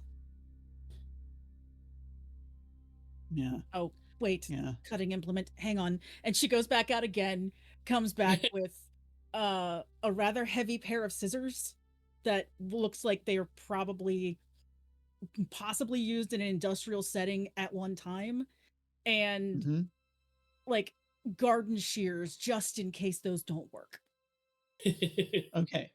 I am going to call for I am going to call in this case for, once again, this is going to have to default to act under pressure because we need to see if you can make enough of these to be able to make sure that they're going to reliably work as you're making them out of these materials. I say. Is that just providing the materials? Somebody kind of has a cool score higher. Whoever's building them is going to DIY it, and it's they're going to be rolling plus cool. And my cool is also 1. I don't think any of us have above a 1. We're not very cool. I'll roll because I was the one that suggested put us in this under this pressure to begin with. So what is your cool? 1. Oh, 1. Okay. Yeah, you should. Yeah. Okay. I rolled an 11. I am serious about safety. Yes. Everyone wearing these shoes will have 2 armor against electrical damage. Yeah, cool. Esther just invented OSHA. Yeah. Congratulations, Charles Goodyear. I can write a story about myself. Please tell me that that your assistant is not coming with us, right? I mean, we can't guarantee his safety, love. We cannot guarantee his safety. Oh, well, if he comes but keeps from a distance, he could probably get a very cool picture from a distance. Making sure to not be anywhere near us on the streets. Hopefully not near any electricity, although electricity is so widespread these days. There is no safe place for him to stand. Yeah, lightning moves real fast, love. And let me also ask you this. If you're willing to have him be there, are you willing to lose him? Are you willing to be responsible for his possible death? I think at this moment she will actually like very seriously turn to Alfie and look at him. He's been in the room the whole time. It's a great conversation to have while he's right there. Did he take pictures of this ritual that I just did? I swear to God. As you look at him, I'm going to chime in and just say, don't worry, if he dies, I can help you keep in touch.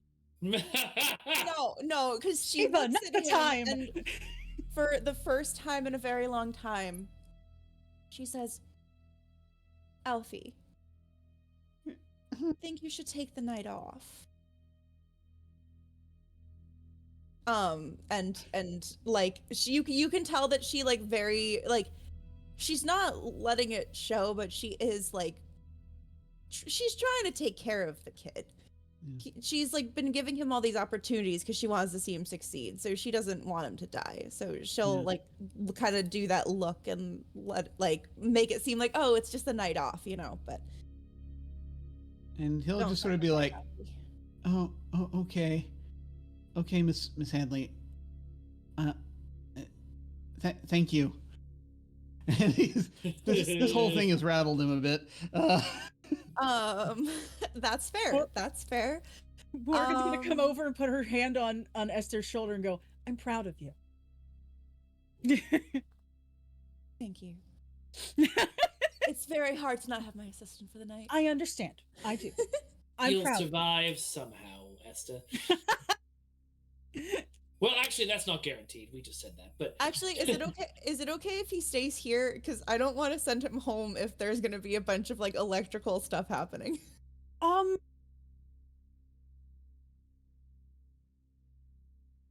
I don't know where he lives. I like Lonnie, but also like Esther never like never asked. Does he leave my house or does he look like he needs to stay somewhere? I mean, he has a home. Okay. If he goes home, then he goes home. Yeah. Because if not, she's got to like person-proof half the rooms. So. Right. The other. It's a big ask for this specific. For this one, yes. The other thing that occurs to me is probably not that this was a thing, or a big deal, but Morgan, did you upgrade to light bulbs at any point, or did you stay with gas? With gaslight? I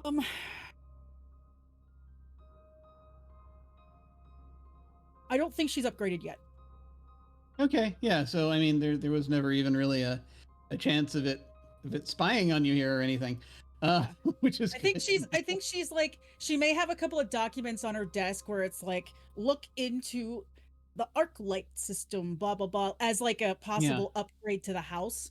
But no, she's still on gas lamps and like the little, like the ones you light on the table and turn up and they flicker. Yeah, it's all gas in here. And you don't really want to put arc lights in the house. That's not safe. No, but even electricity, she doesn't even have that going. The fact that I didn't even consider the fact that it could spy on us. Yeah. So you did this in the perfect place. We didn't think about checking to make sure that the stage around us didn't have electricity. Nope. Nope. We've just not thought about electricity at all. Nope. Really. Huh. It's new. We don't need to think. We're great at this. Yep. Best investigators in the world. Why did my light keep on falling on me? Does anybody need anything before we leave? I don't think so. Do you have a weapon? Yes. Good. What kind of weapon should I have? Do you not have one other than your pen? Well, the pen is mightier than the sword. That's why I said it, but I don't think the elemental or the wielder is going to care about your pen being mightier than a sword. Yeah, generally metaphors don't work so well in a combat situation. Well, I do have a knife, and she pulls it out, like just like literally just like. Well, I do have. No. Like, okay. Is this a knife or is this like a letter opener? No, I forgot that I do actually have a subtle weapon, which is a knife. Nice. I That's me. That's perfect. No, as long as you have something, that's all I care about. Yes, I honestly, for like this entire time, I didn't even think about the fact that yes, I do. Actually, I also have a compass and a pendulum. That Ooh. I completely forgot about because anyway, weapon, Anyway, knife, yes. Good. Yes. everybody- Stabbing elemental with metal, not sure. Hmm. We'll Stabbing figure it out when I get stabbing the there. controller. Yes. Can do. Can do. Yes. Shall we? Yes, let's head out and save this poor person's life. Yeah, the only thing I can think of as we're walking out the door, the only thing I can think of possibly backfiring, but I don't think it will, is that he might sacrifice himself to try and make it stronger if we kill him. But see what happens. I'm sorry, what make should sure I be that's looking out for? Should I not kill him before? Sure. I'm really not. We'll have to find out. We're kind of, what's the term? Flying by the seat of our pants.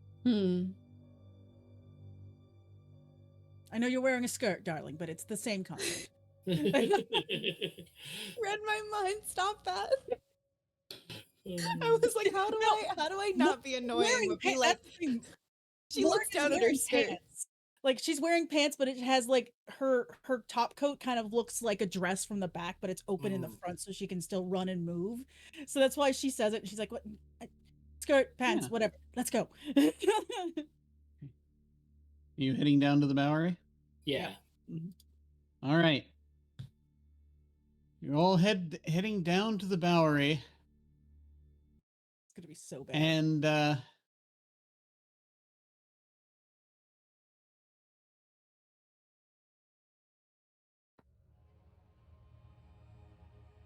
it's one of those evenings where as you're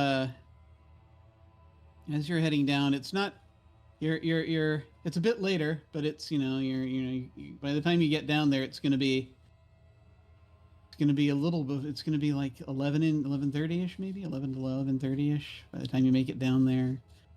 So you're getting closer to midnight.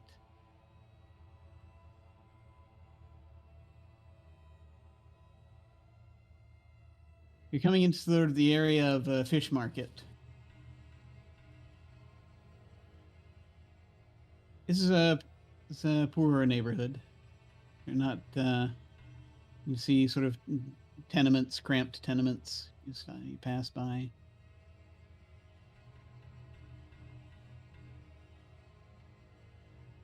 And you go to the spot on the map. And you see there's a street light there on the corner blinking.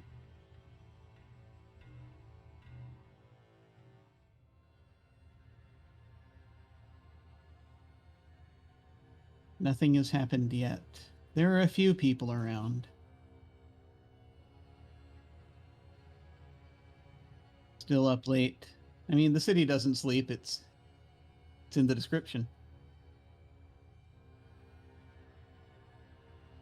The ritual papers say that the controller had to be a certain distance away from the creature at all. From the best you could tell, it's not actually controlling it. That's the thing. He just sort of wound it up and let it go. Brought it into the world.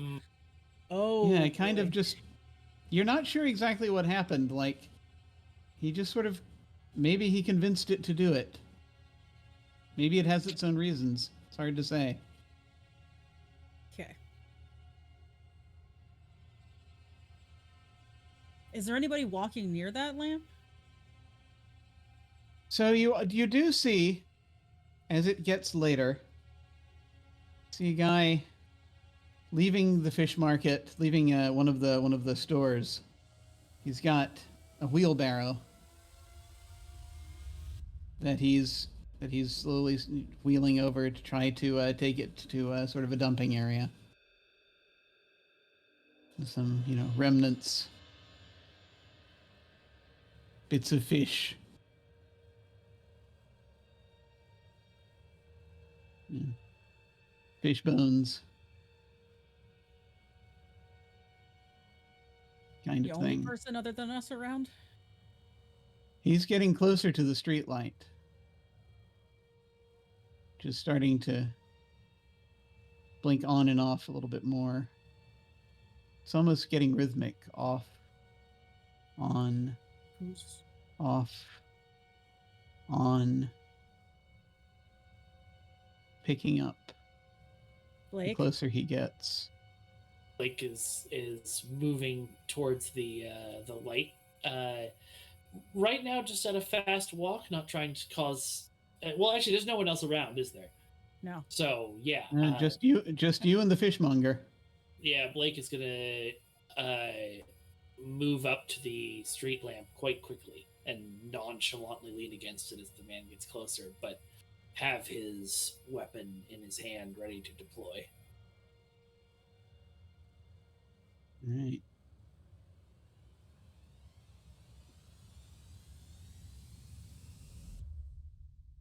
You get point that he's almost in range. And you are leaning up against this street light. Oh no. You hear a buzzing, a crackling sound.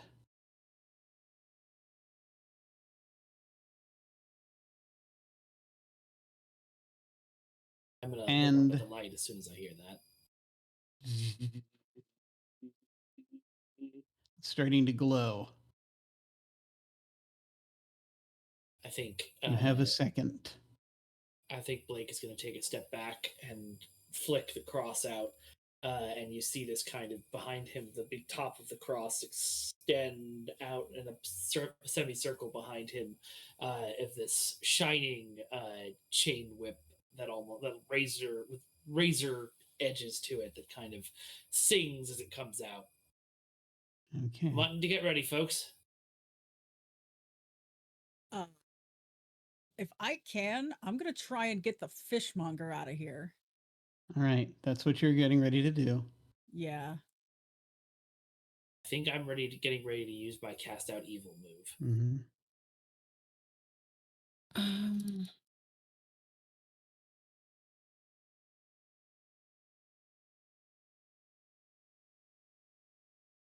All I have is weapons. Yeah. All right. I was gonna ask if we remember how big it seemed the blast radius was the last few times, like how many lights looked like they were affected. Just the one. Just the one. So Yeah. if he were to be here, it would be outside of the radius. But that doesn't mean that he is here. So I think Esther is just looking around to see if she can find him. Okay. Like going so far as to like kind of glance into, like, not actually peek into windows, but like try to look like around and just see if there are any faces in windows or anything.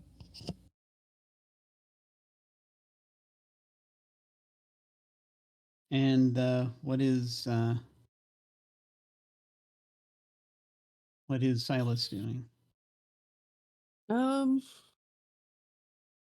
I guess when they left the house, he has basically a sword cane. He's gonna unsheath Nice. that, and All like right. just kind of have that at the ready. Okay, so now I know sort of where everyone's positioned, and you'll have to forgive me if I have to ask again in a second. But I'm going to try to go roughly from the lamp outward as the thing appears. The light shatters.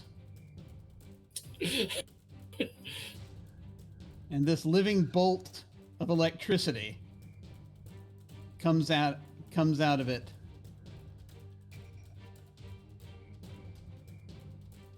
Hitting the ground, and you see this thing crackling, blue crackling energy making up its body. Spikes coming off of it in different directions, spikes of energy and electricity as it lands, and immediately goes for the nearest individual. What up? Now, The important thing is to make sure that nearest individual is Blake.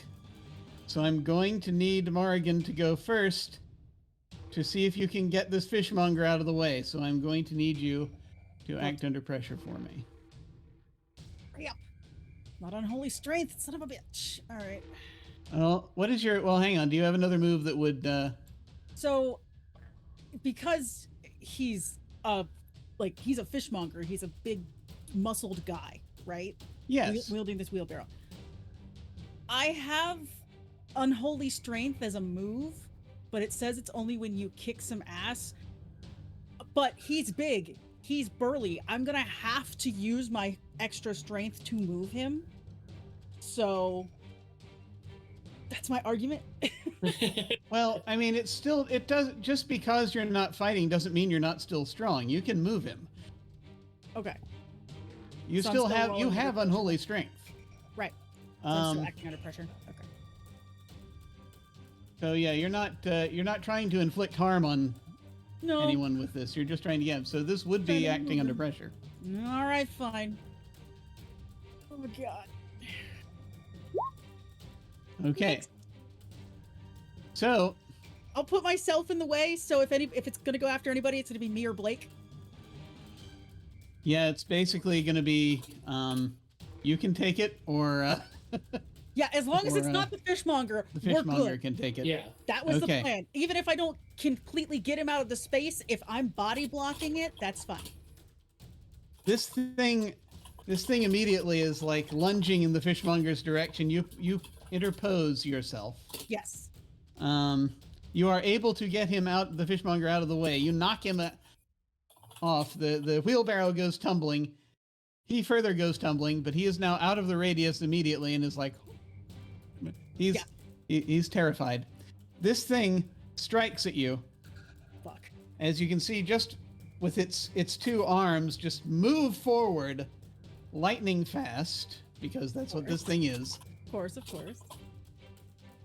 It comes for you, trying to use your energy, your precious energy. People like the thing is, people of your persuasion are use energy differently Yep. from the way most people do, so it's not going to find it as easy as it normally would. But he is going to do a. This is like a full-on strike that it would do normally 3 harm, but you're wearing the shoes, so it would only do 1 harm. Cool. Ow. I'm still okay. As this thing is now moved, sort of, it's like right next to you and is trying to, and you see this arc of lightning coming from its hand down to toward Morrigan's chest and back and forth, as and you hear almost this. I don't know if you can hear that. No, But exactly. anyway, you hear a thing. Anyway, it sounds like it's this loud buzzing that you hear this creature make. Blake, you're right next to it. What would you like to do? Okay, so I have a question for the cast. I have a move, this banish move. On a 10 plus, the thing is just banished. I have a luck point left that I haven't spent, so I could just use banishment, spend a luck point, and banish it. But would that ruin the fun for everybody else if I do that? I'm not seeing any no's? Okay. Alright, well then that's what I'm going to do. So I'm going to use Cast Out Evil. So Blake brings his razor whip around himself fast enough that it forms a circle above his head.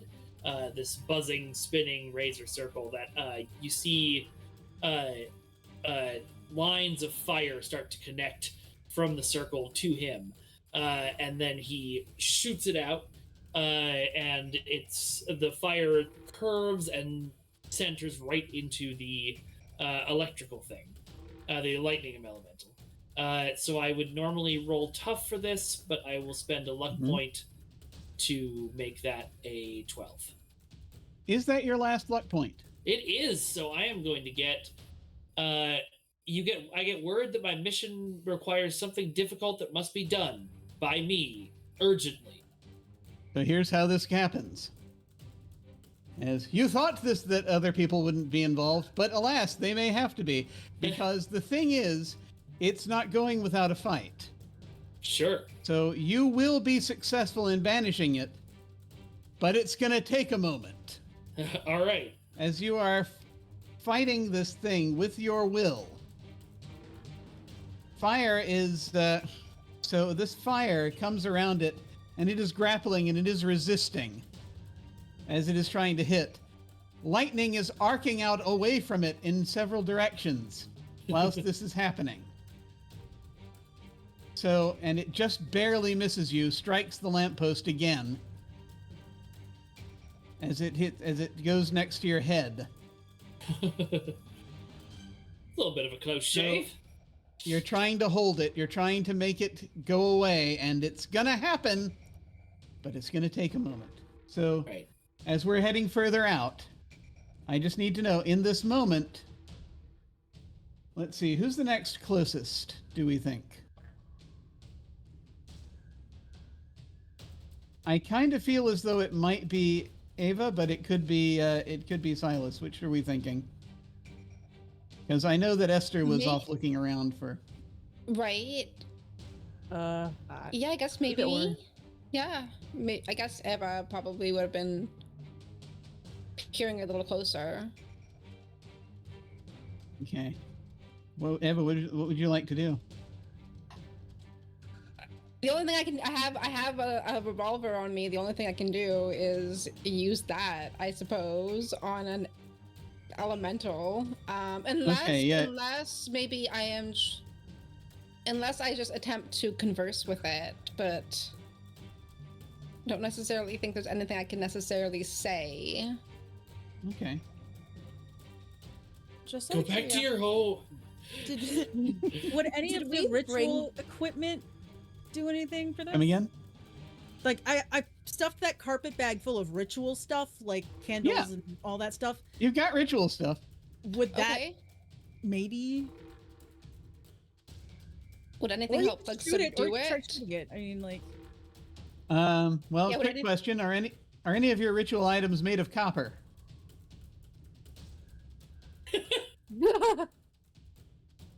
I'm going through the mental Rolodex out of character. Give me 1 second.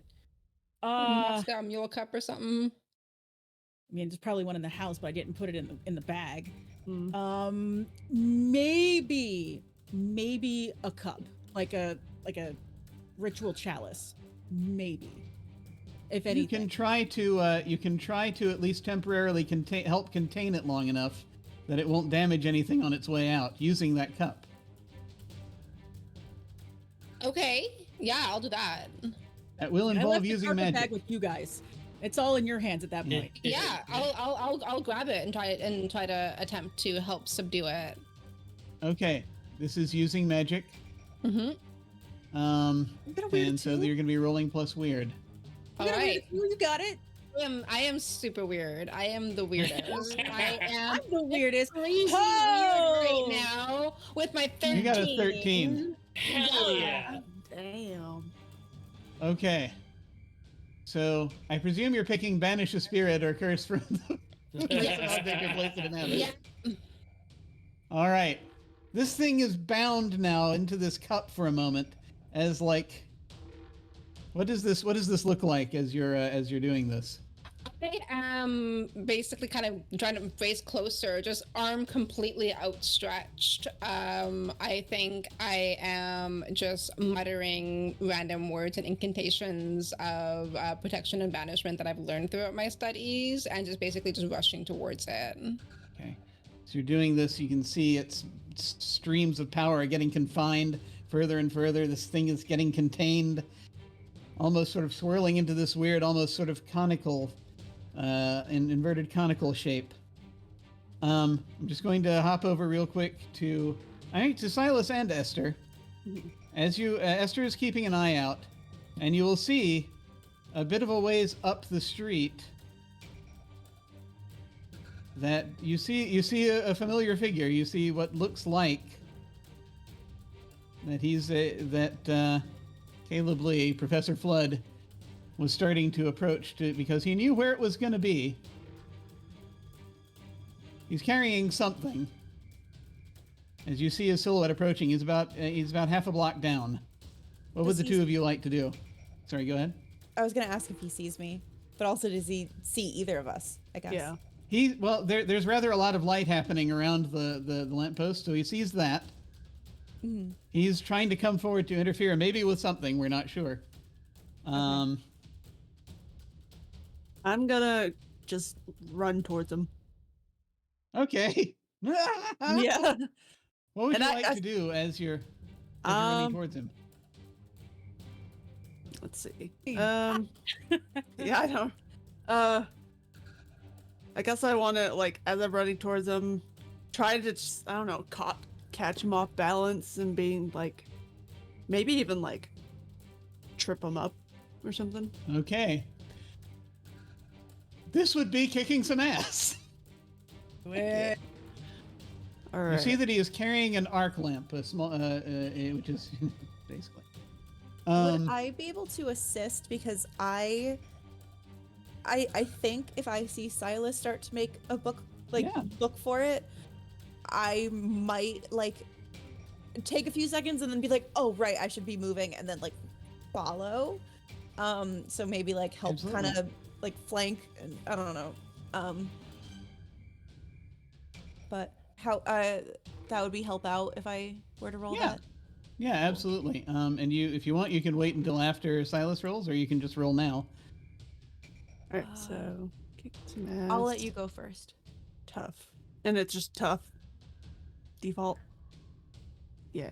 Yeah, that's roll plus tough. What is my tough? One. Does it automatically add the one, or do I have to input the one? It should automatically if it's in there already. Okay. Okay. So it technically wouldn't change anything, but I think I'd still be trying to pursue. So should I roll help out anyway? Well, let me see what happens here, real quick, and then we can affect it here. On a 7+, you and whatever you're fighting inflict harm on each other, based on the established dangers in the game. You inflict the harm rating of your weapon. Your enemy inflicts their attacks harm rating on you. And you don't get an extra effect here, but Silas, what were you going for? What were you trying to do here? So Silas was running towards him, kind of noticed, I guess, the box, and was like trying to go to grab it, I guess. So, or maybe like start knocking. Yeah, it's like if you're trying to inflict harm on him, then you can. But if you're not trying to inflict harm on him, you're just trying to get the box. Then you're going to basically be holding him here while the two of you are struggling over to get the box, fighting over the box. Yeah. You don't get the. Let's see, inflict harm, suffer less harm, force them where you want them. Yeah, you are trying to wrench the box from him. The box is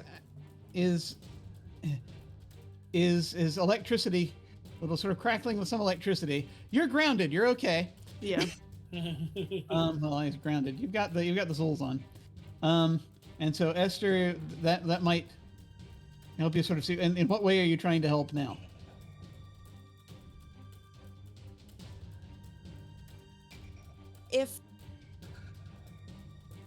If the two of them are kind of struggling for power in that situation,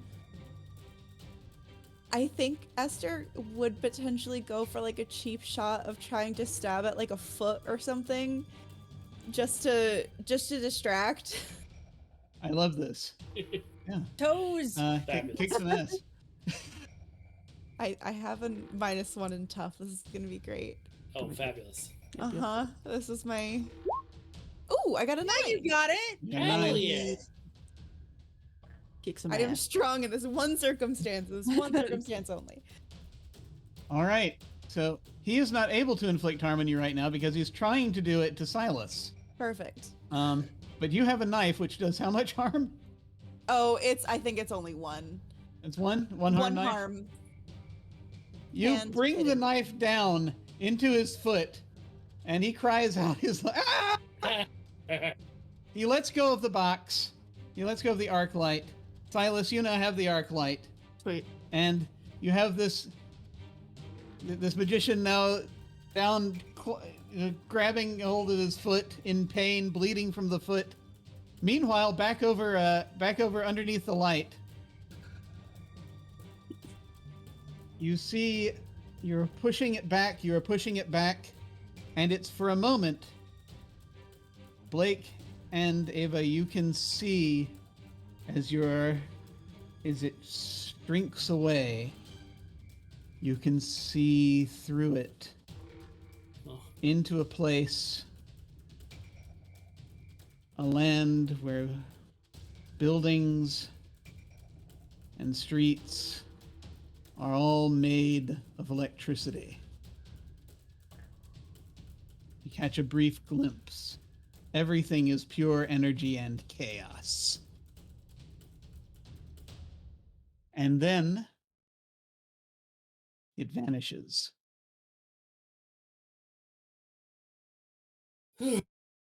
And you have effectively subdued the one who summoned it. To do with as you wish. Congratulations! You have all defeated the monster of the week. He said the thing! We shall have a coda. As we will go around briefly, and this is though this were a montage at the end of a film, I'd like you to each tell me what the last thing we see of your character is in this narrative. And we can say, I can just pick on folks in order, or we can volunteer. What would you prefer?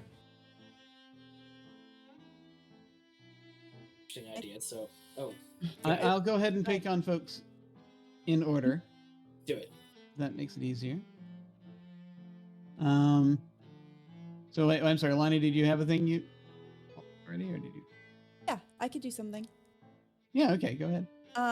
I think the next time that you see Esther, she has written the front page headline of the Time.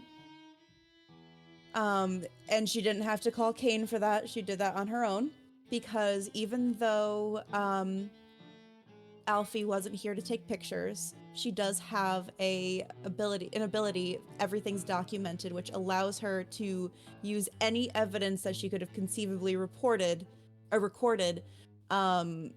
to hopefully be, have that count towards, getting the story out there. It's a little bit of a stretch of what the actual thing is, but I think for a end monologue, it's okay. I hope. But I think she finally wrote her big story, and it wasn't about demons being in charge of the Industrial Revolution, but being the downfall of this prodigious magician, and also accrediting anyone who would like accreditation in it. So hopefully, repping Silas's church, if that were the case, or just saying that she was a bystander and here are the people that helped bring him down. I do have to ask something real quick. Do you interview Kane? It's a great question. I think I do. I think after I book the Times. The thing that I just need to let you know, the one little thing I will let you know, that Kane will let you know, demons did not cause the Industrial Revolution. Ah, nuts. It was the other way around. The humans inspired the demons to get more industrial. Well, that is fascinating, and she probably will honestly take on a new... I mean, especially now that she's written a story that made it into a bigger newspaper. I think she reclaims her focus as a journalist. As a journalism. As a journalist. As the concept, you are the concept of journalism. Yes, I You made are. it. The embodiment. Excellent. Who's next? Esther. Oh, do you want to go? No, we'll go for it. Esther, sorry, were you writing this article for the Cobblestone Chronicle or a different paper? Times. For the Times? Mhm. I think we'll see Eva walk into her little apartment with 7 copies of the Times, kind of like stacked in a pile in her arms. And she will go to her table and put out some tea, some biscuits, and pass around 6 of the copies to the 6 ghosts of the murder victims that are hanging around their table. And she'll like open a copy for herself, but like lay out the other copies so that they all can read them intangibly while she just sips tea and shares the story of their heroic deeds. Thing I've ever heard. I'm gonna cry. Right? It's like the show Ghosts. She can actually like full on take care of it. It's beautiful. Mr. Mason, the theater manager, is very glad to be down from those chains, I gotta tell you. Yeah, I'm Oh, sure. gee. Although it would have made a dynamite Awesome. production of Christmas Carol. Yeah. Oh, do you know how hard it is to get authentic ghost chains? Who's next? So I think the next thing you see immediately from Blake is right after the fight is done. And you guys, as you're, gathering up and sort of celebrating, you don't see him sort of slip a few feet back and disappear into the shadows of an alleyway. And as soon as he's out of sight, he starts to collapse against the wall from the effort that banishment just took out of him, and starts frantically tearing at his shirt and his jacket as if he's dying of heat. And the camera pans up as his chest and his arms and his head start to expand and change from a sort of pale British white to a stark sickly red, as these 2 gigantic black horns curl out of his forehead, and he's frantically panting, put with one hand on the wall, staring down, losing the effort that he uses to keep this disguise up all the time. And then he slowly looks up, and the focus of the camera goes down the alleyway, and at the other end, Wormwood is standing there waiting for him. And Wormwood just looks at him, looks at his arm, taps twice on his watch, and turns and walks away. And after a moment, Blake, or Azkael, the Demon Lord, shuffles after him. Nice. Very good.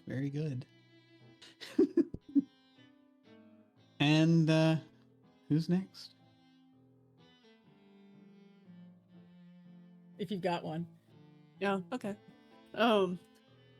So I think that this is gonna take a little vacation. Gonna take a little train ride over to the west part of the United States. Or if there's, I'm bad at history, so I don't know if there is a West Union. I'm pretty sure there's There West is. United Yeah. States. So I'm gonna, that's Okay, yeah. cool. So yeah, he's gonna be on a train. He's gonna just kind of sitting there reading the newspaper, an article that Esther wrote, and just like flipping through it and like shaking his head at certain points, but remembering fondly. And he like closes it and then like turns to Kane, be like, "Was that to your satisfaction of how it turned out?" Yeah. Came out better than I thought, actually. Yeah, it could have been worse. That's it. Nice. Yep. And So, yeah. yeah. So there's a part of me that feels that Morgan would have felt Blake's panic in the alleyway, but wouldn't have been able to see where he went. So she knows something's up, especially when he doesn't show up anymore to our get-togethers to take care of problems. So there's that.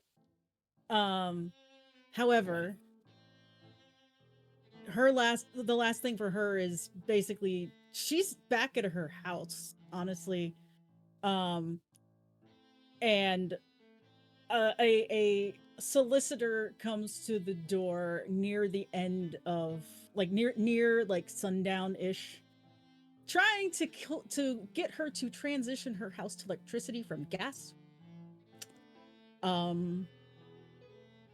She has a moment where it's like that eye twitch.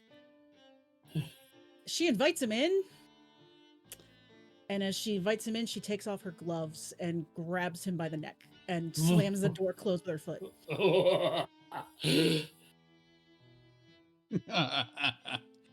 Yes. We're not going to electricity ever. Well, yeah, Flood wasn't the only one with a beef against the Edison people, it seems. Fine. No, I don't have a beef against the Edison people. The part that's kind of hard to see, what would have been seen if we had this as a movie during that attack, she has a Lichtenberg fractal on her chest where the thing hit her. So she has a permanent scar and a slight fear of electricity now. So, understandable. Yeah. Love it. I mean, I'd still say that's reason enough to have beef with Edison, but no worries. There's so many reasons to have beef with Edison. There's so many. More than just electricity. Thank you all so much for playing.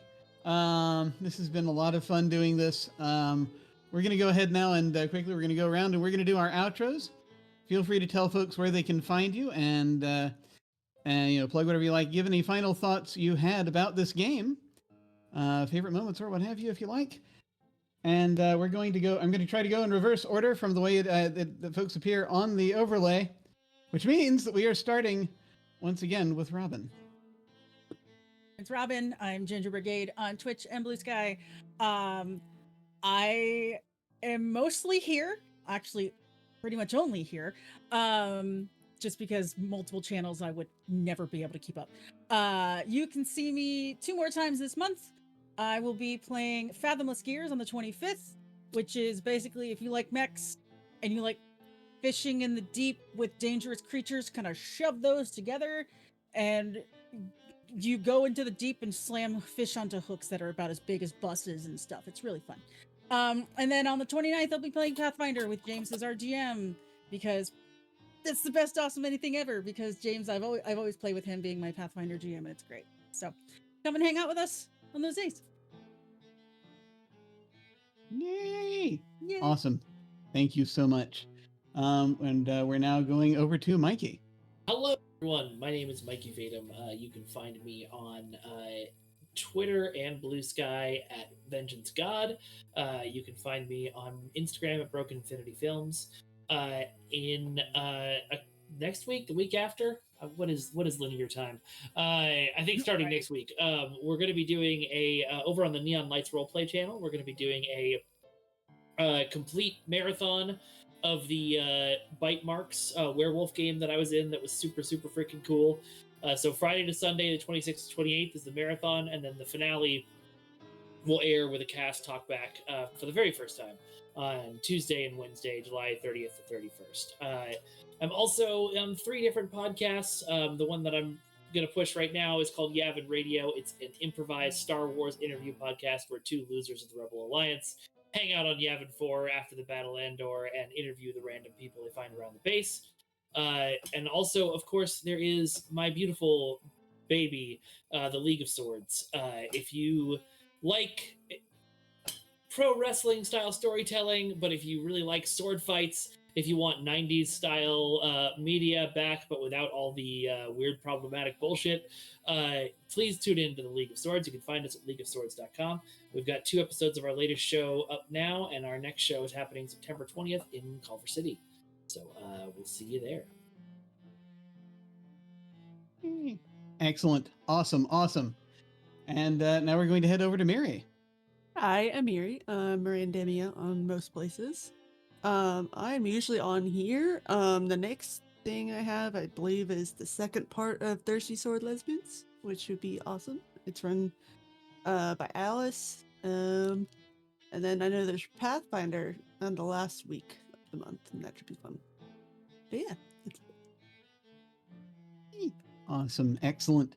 And now we will head over to Lonnie. All right. Hi, everyone. I am Lonnie or Looney Shaz. I'm not really on social media for streaming things per se, so try to find me if you can in the Discords. This is the end of a 5-show run in July, so it'll be hard to find me on stream for a little bit, but I will announce anything that I won't announce it because there's nowhere to announce it, but I'll send out the vibes if you really want them. So just wait for the telepathic message, I guess. I don't know. Wait for But somebody either else way- to advertise you. Yes, exactly. I will Yeah. wait for it to be on the Lost Caravan Twitter because it'll probably be Lost Caravan again. So somebody else will talk about it, and you'll probably just see Lonnie and no username after that, but that's okay. That's me. And this was honestly fantastic. This is like a little bit of a deeper dive than I've been able to take into Monster of the Week so far, so I have had an absolute blast. So thank you. And yeah, that's me. Yay! Awesome. Awesome. And finally, over to Daniela. Yeah, I'm Daniela everywhere on the internet. You can find me here on the Lost Caravan Discord, just trying to receive Lonnie's vibes and trying to figure out where she is. Other than that, I'll be here this coming Monday for the next installment of our long-running Lancer series, Lancer Hellsgate. As well as on the 25th, I'll be joining Robin to fish for some Eldritch horrors in Fathomless Skiers, which I'm really excited about. And then lastly, on Tuesday the 30th is the second part of our very dramatic 2-part mini campaign one-shot thing of The Walking Dead, where I am trying to avoid walkers and will definitely survive and perhaps be the only one who survives. We'll see what happens. It's going to be super fun and kind of sad and probably really dramatic. So yeah, that's me. Yay. Oh, thank you. Thanks you all again so much for playing. This has been a delight. I'm glad I finally got to run this scenario. It's one that I came up with a while back, and I never had a chance to actually ever finish it with any group. And so, thank you. Thank you. I really appreciate it. It was really fun. Really fun. And also thank you to Hoop and the rest of the Lost Caravan folks for indulging me in my strange ideas. Thanks so much, and for your patience as well. And I won't say too much more because I know we're running late here, so we're gonna get off. We're gonna get off. But as for me, I am Jim Ryan. I'm a writer, streamer, and podcaster. You can find me at OtherDoc on Twitch, YouTube, and most social media platforms. So wherever I'm not OtherDoc, I'm Jim Yes That Jim. My website is jimyesthatjim.com, where you can find my Geek Observation podcast and links to my various other podcasts, audio dramas, writings, and such. I also have, it's basically it's where you can find various stuff, basically stuff I'm doing. As for where I am on Sundays on my channel, that's OtherDoc, OTHERDOC. I run Alas for the Angry Void. That is reskinning that I've done of Alas for the Awful Sea. It's another PBTA game where basically it's that I've done up as Gothic sci-fi, and they are figuring out that the fate of the galaxy is in their hands, which is a delight because terrible things are coming. So I'm just very interested to see what they do with that. And I've also just recently opened sign-ups for a short campaign of the Nine Fox Gambit RPG. That is another space opera game that my friend Hollow will be running. So if anyone wants to check that out, you can find, you'll soon be able to find a link on my socials, but until then, you can always go to gymyesthatgym.com and click on games, sign up if you are so inclined. So when we get out of here, we are going to be sending a raid over to the Lollygaggers. Looks like they are playing Delta Green, which is always an awesome game. So we're going to go say hi to them. Feel free to hang on and say hi to them with us. In the meantime, folks, thank you all very much for watching. Take care, and we will see you all of a sudden. Farewell.